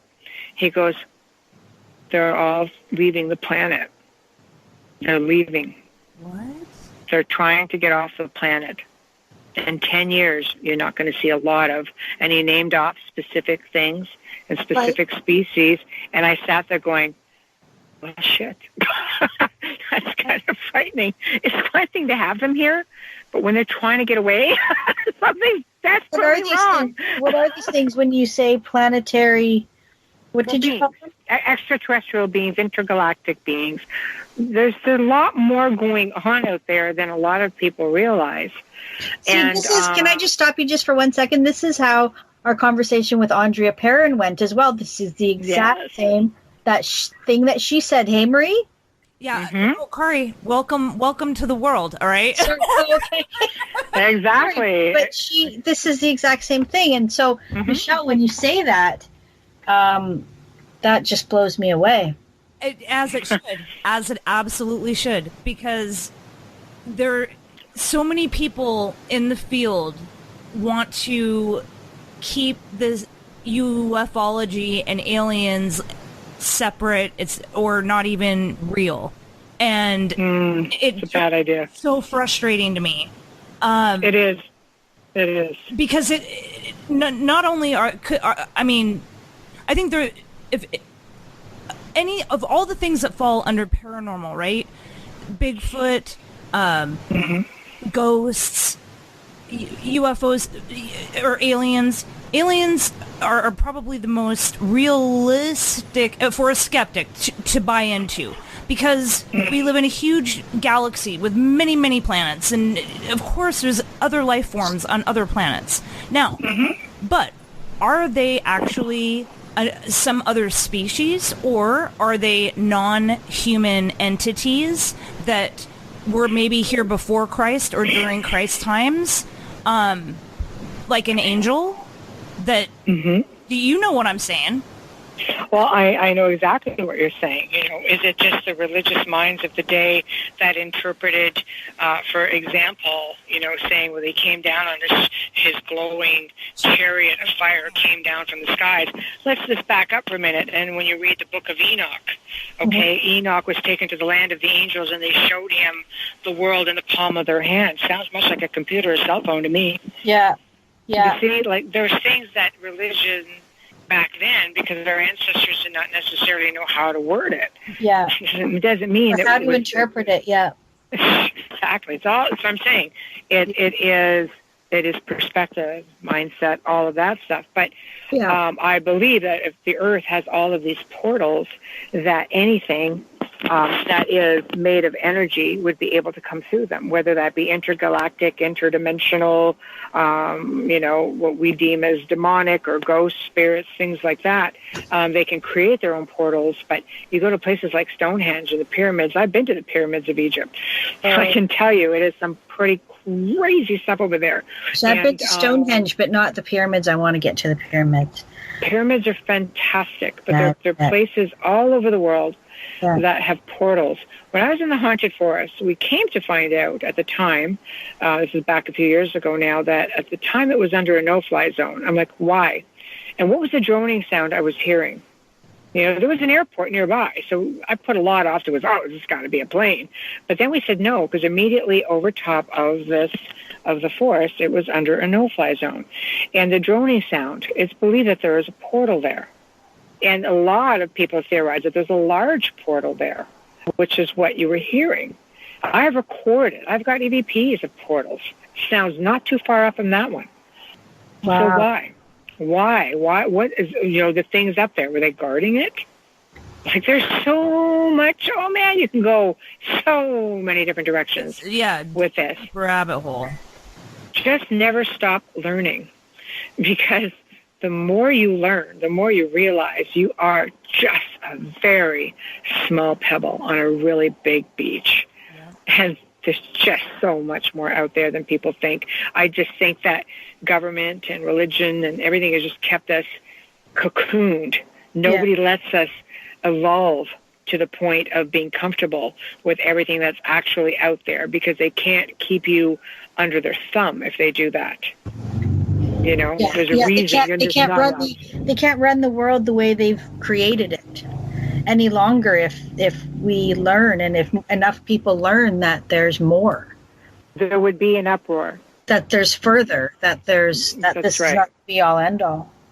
If people realized just how much they were suppressed, they would fight back, and no one's ever going to allow that to happen. No, some people do, though. I know a couple people that do. Oh, there's a lot of people that do. Unfortunately, if the entire planet realized, if all the worker bees realized that all the powers that be bees were suppressing them and feeding illness and putting germs into their food and killing their children and so on and so forth, you would see an uprising. You would.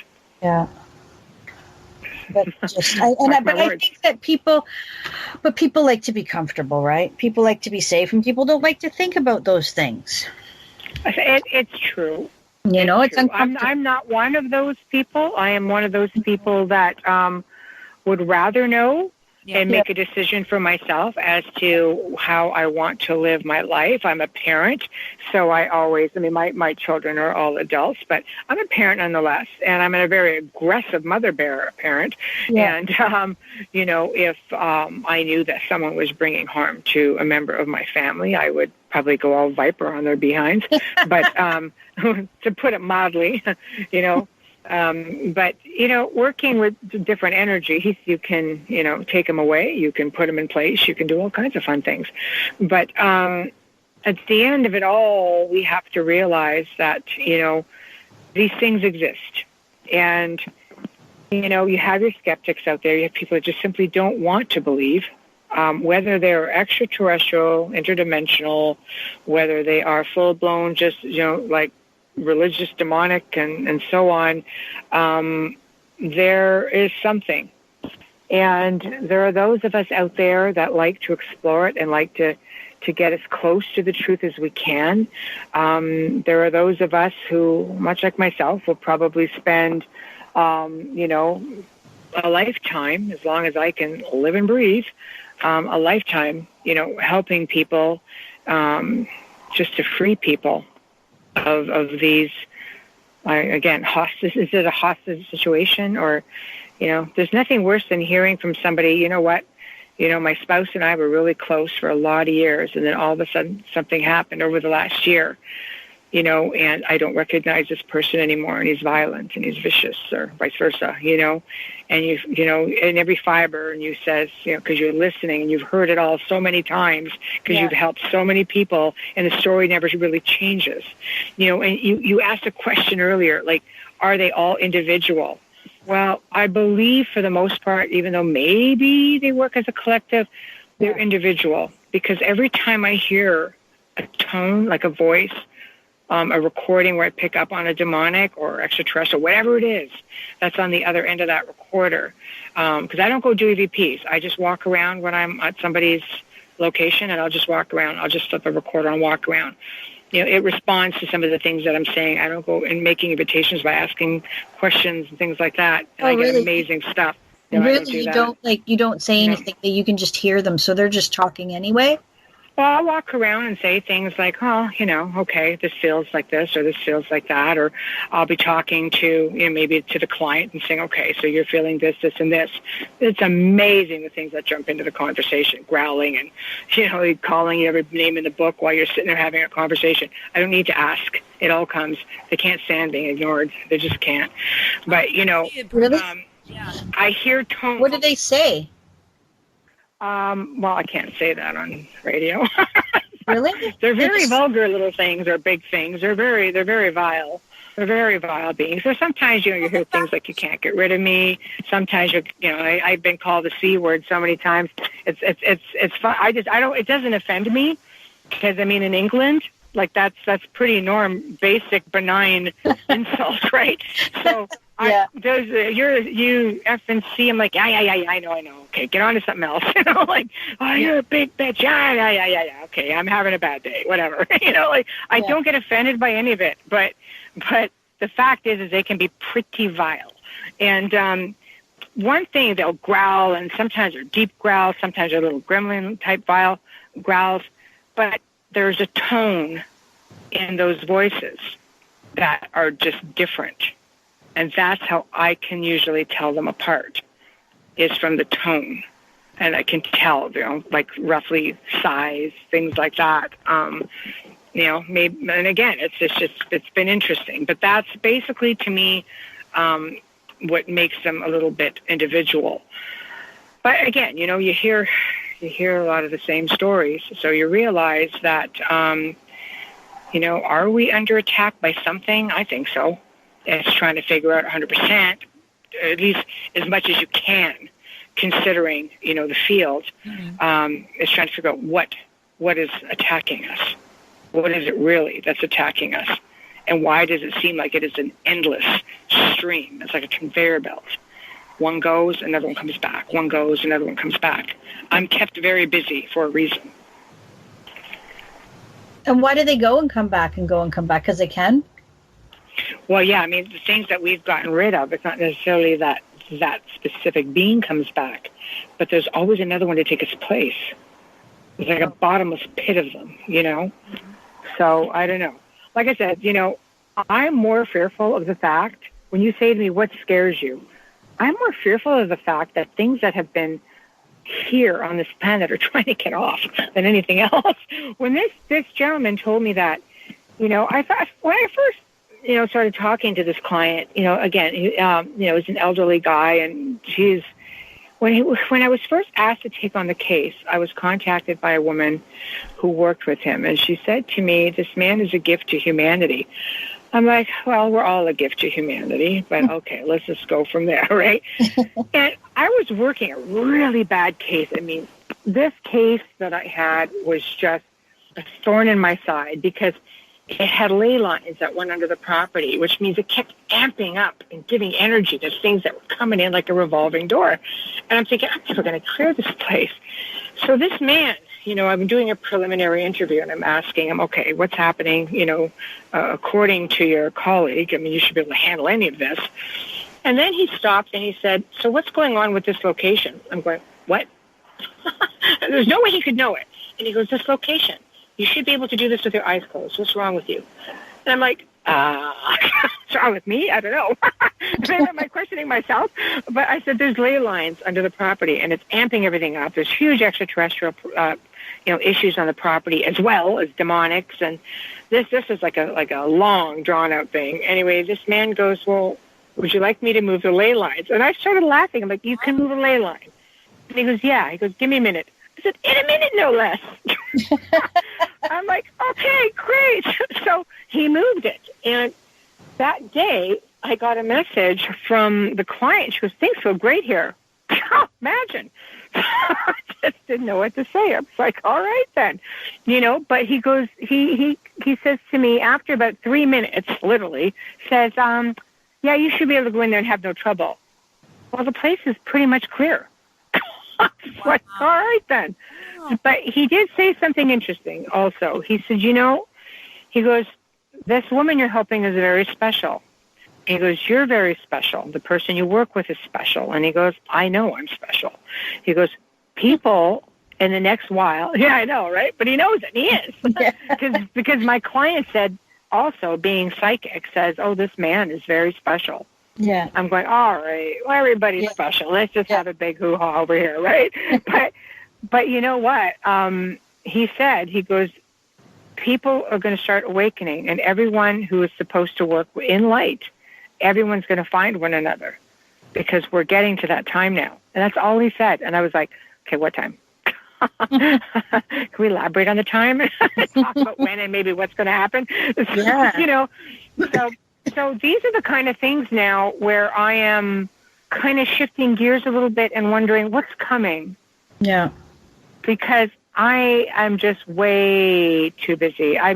You ask, do you find we're getting busier? Yeah.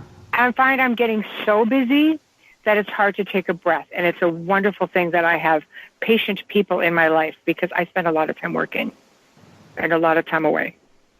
Yeah. Because I wonder if it's coming to some kind of climax. I feel like we are. Because what did he say? He said that something's leaving. What's leaving the planet? Extraterrestrials.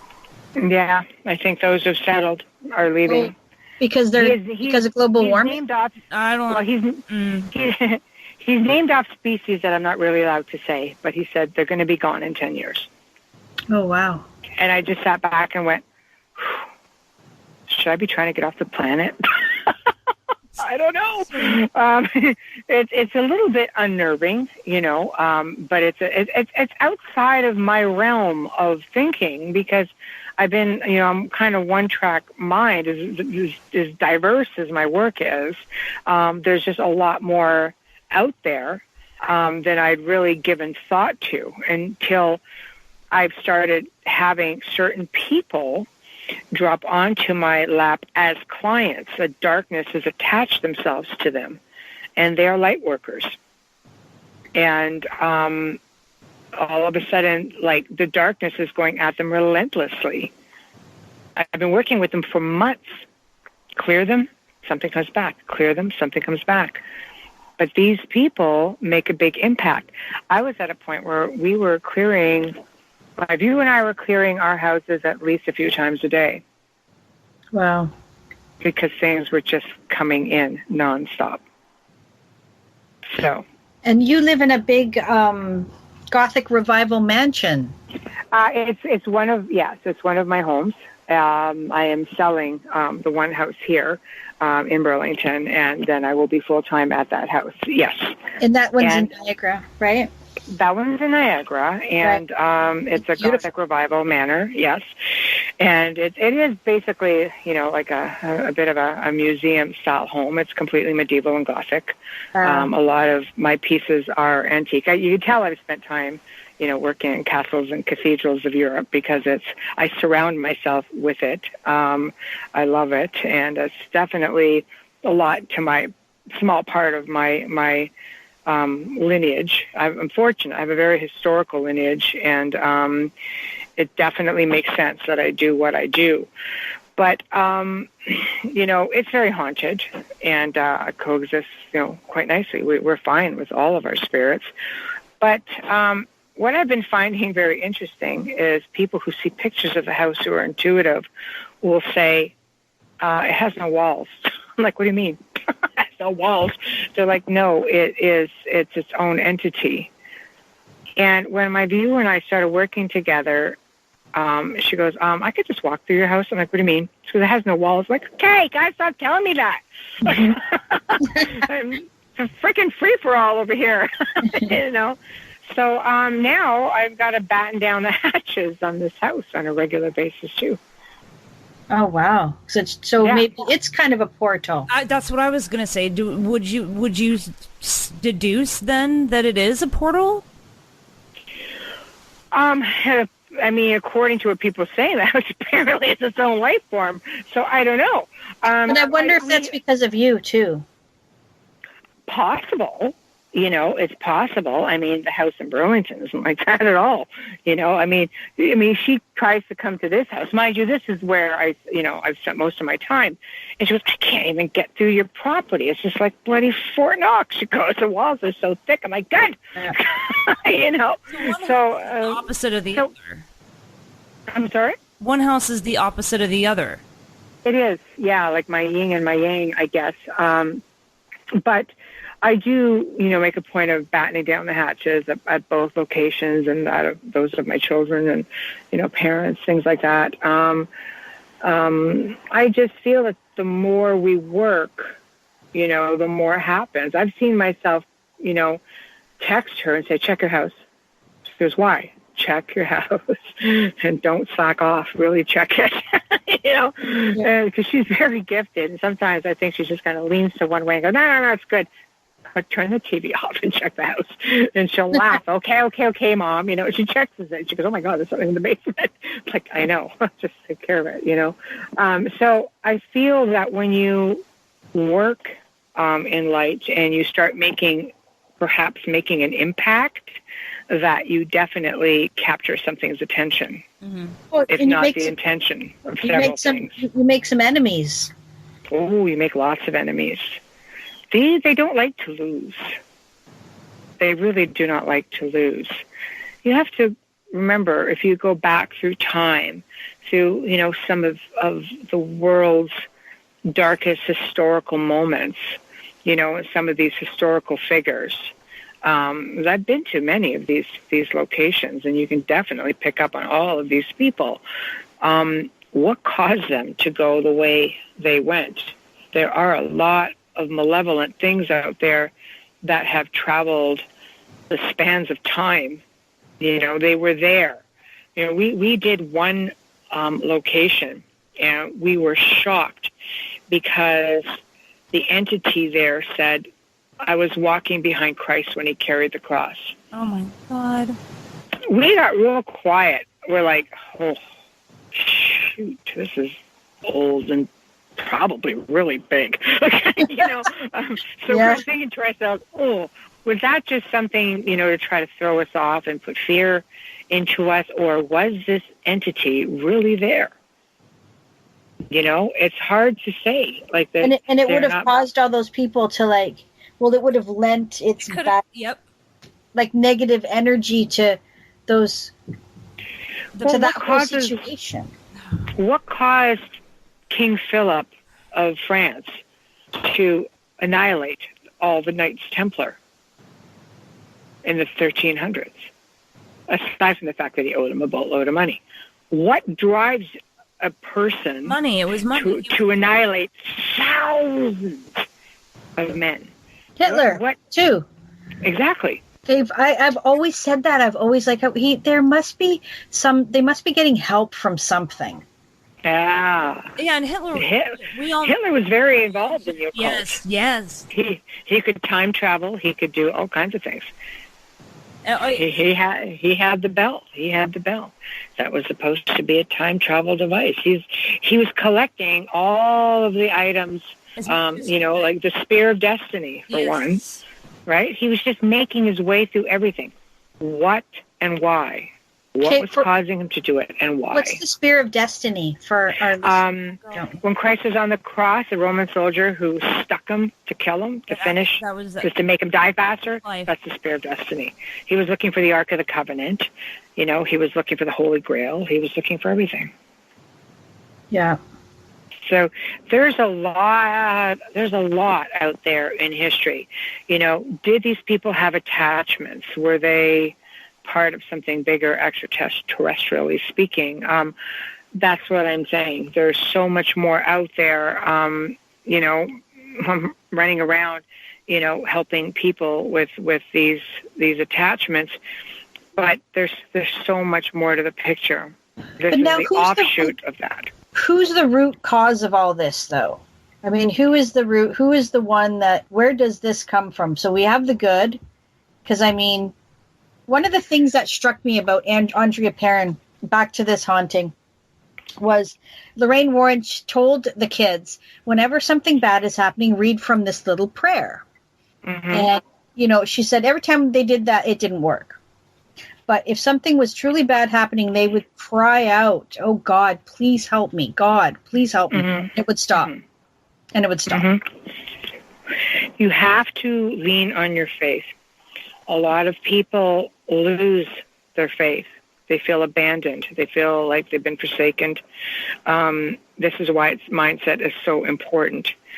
When you say a prayer, you cry out to God. You mean it. You believe it. Yeah. And next thing you know, bam, there's your help. But what sort of a state are you in to call out like that? You mean it with all that you are, with every fiber of your being. You know, you believe it so much to be able to put your power and faith behind that. People lose that, unfortunately. And sometimes that's part of the whole process, is helping them tap back in.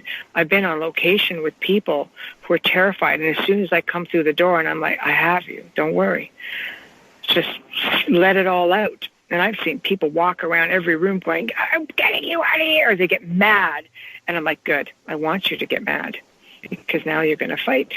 Yep. Yeah. And they take control. And it's sincere. They're not, you know, just saying the words and being meek. There's feeling behind that. That's why they're yelling. That's right. And I think when they feel that they're no longer alone, when you're feeling alone, like maybe that people don't believe you or you just don't know what to do, what do you do? But when you have somebody, you realize somebody's got your back, you're like, I can do this. There are people that I've never met that I've just taught how to do things, who just are like, they're like, you just gave it to me. You were the strength. I'm like, no, you did it.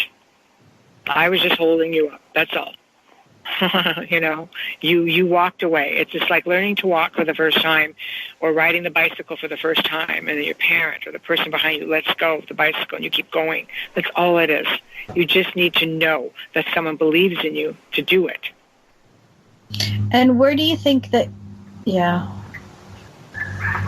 But people can find that power within themselves as well, right? They can find, you know, that love, that strength. And I mean, because they have to keep themselves protected too. They can't just rely on you to come and, I mean, you can come and clear, but what happens after that? Well, see, for me, it's different because I educate people every step of the way. Okay. I won't leave you until you know exactly what you're doing. I won't leave you until you feel that you're okay without me. And you can reach out to me 5 years later and say, I need you again. Something's happened. Okay, no problem. As long as I've got breath in this body, I'll help you. You know, it's just, I like to make sure people are educated. When people say, well, what about being an apprentice? Well, I teach all that I know. I don't do paracons and things like that on average. I don't really have time for any of it. I've done it on a couple of occasions as favors.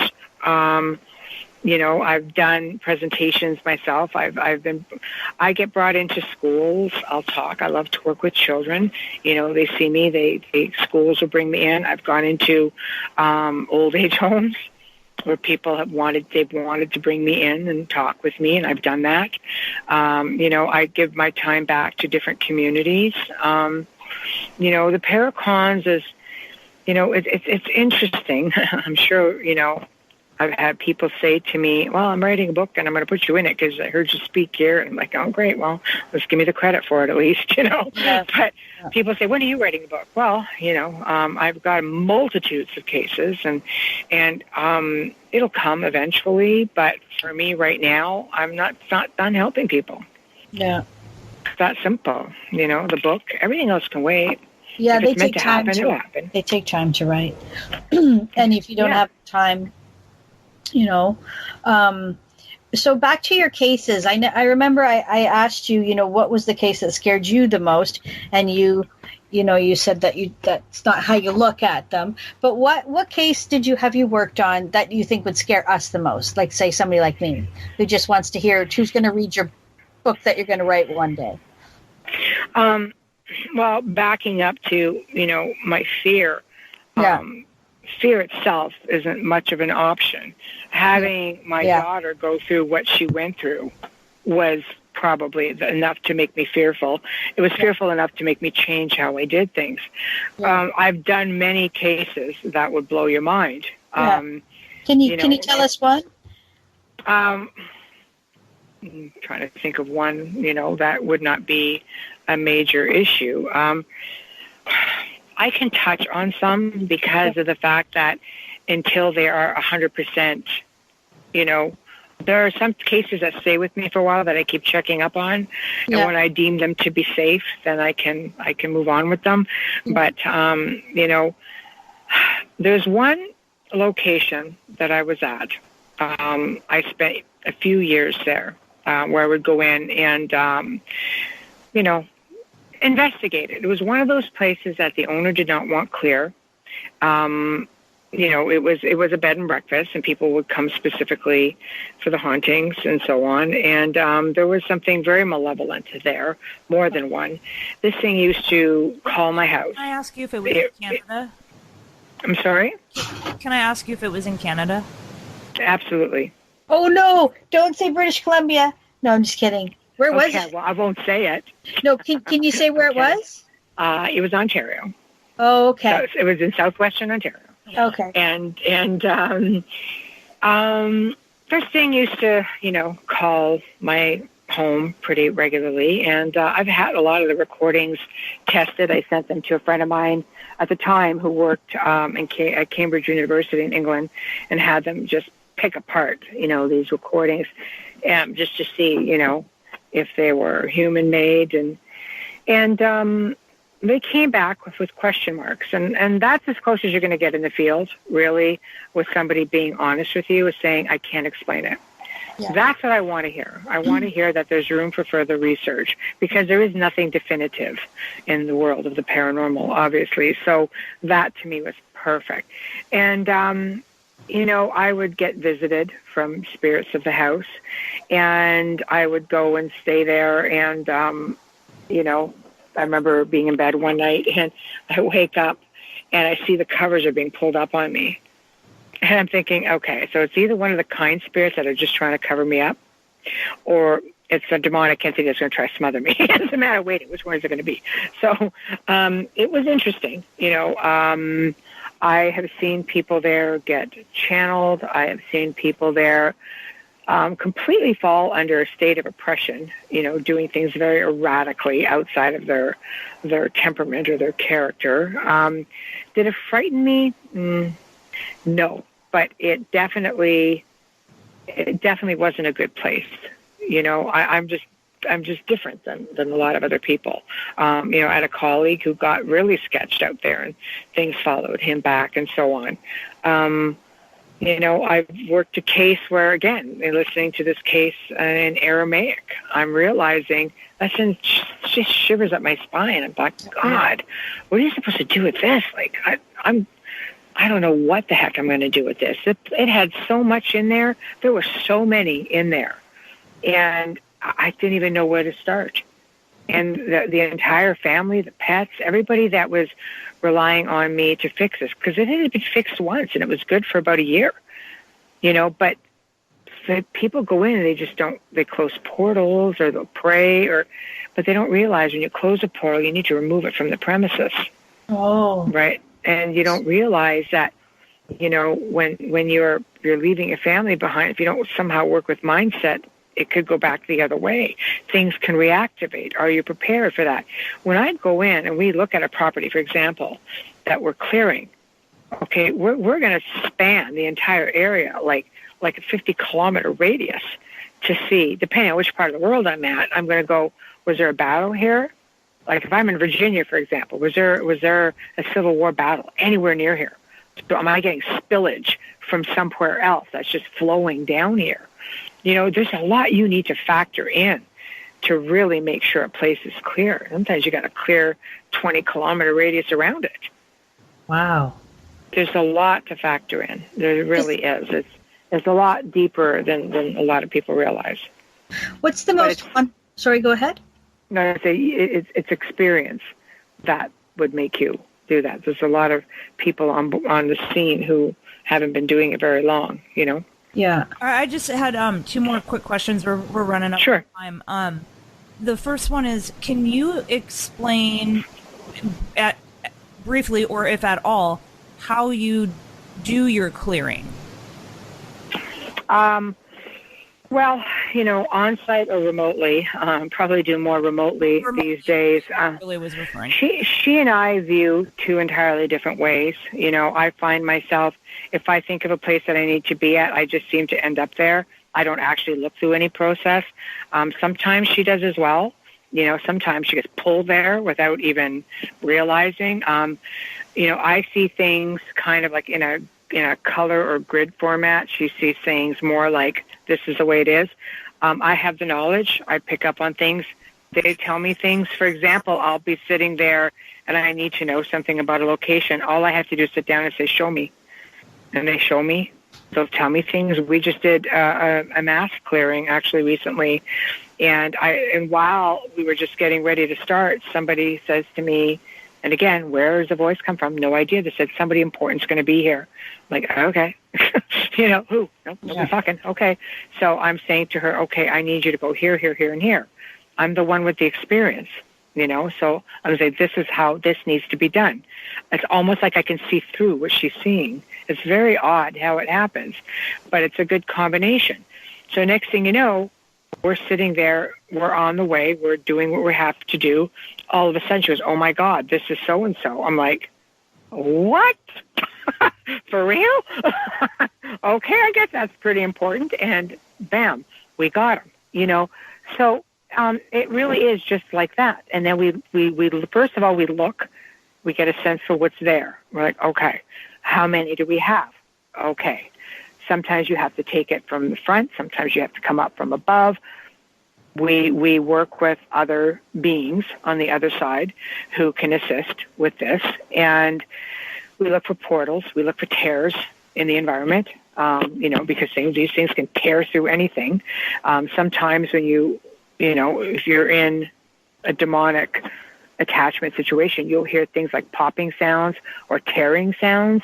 That's usually tearing through the atmosphere, and we see those tears when you go in, and we have to light them up. We have to fix them. We ground the property. We shield the people involved.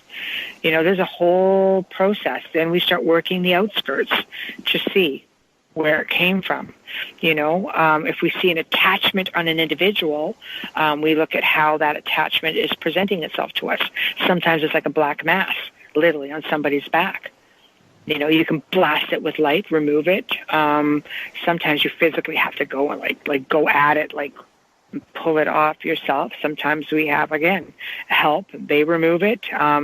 It's a process. Every situation is different, so it's always handled differently. Right. You wanted to give someone instructions on how to ground themselves.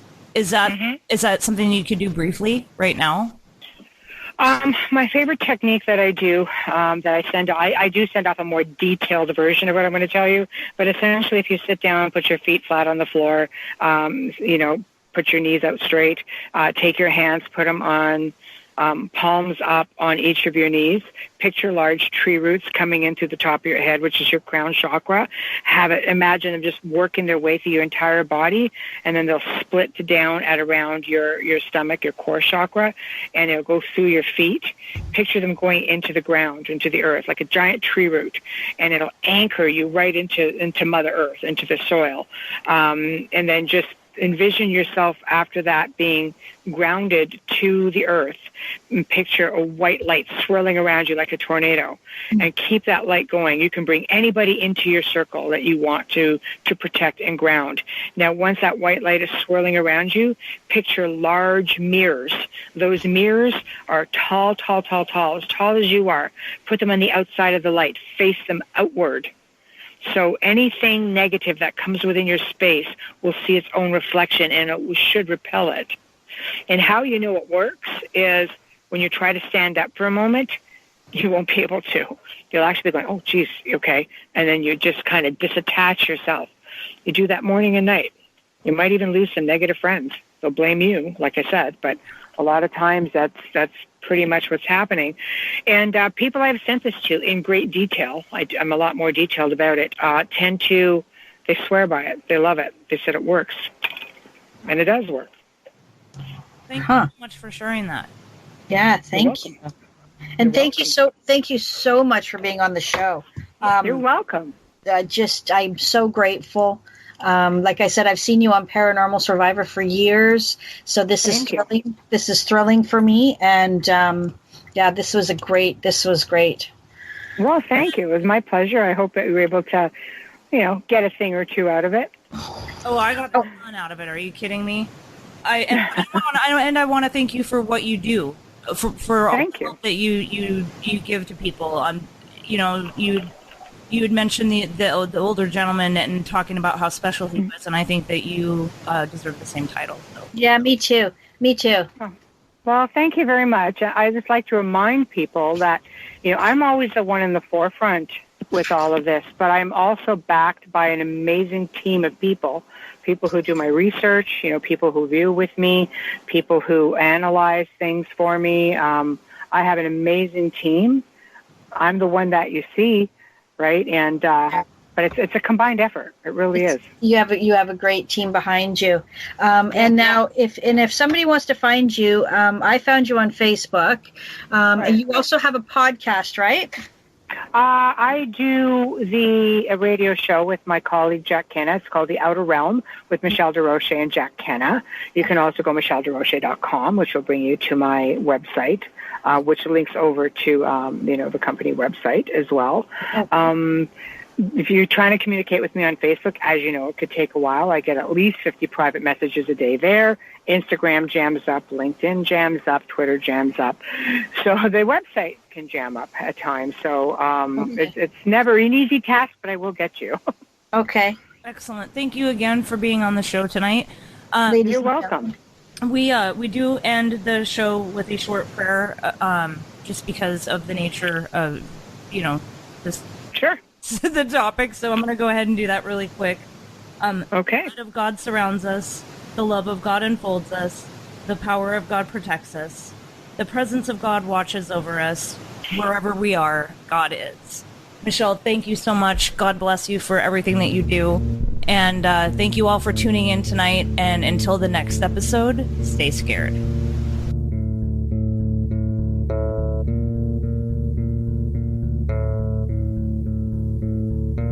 Oh, just some scary movie.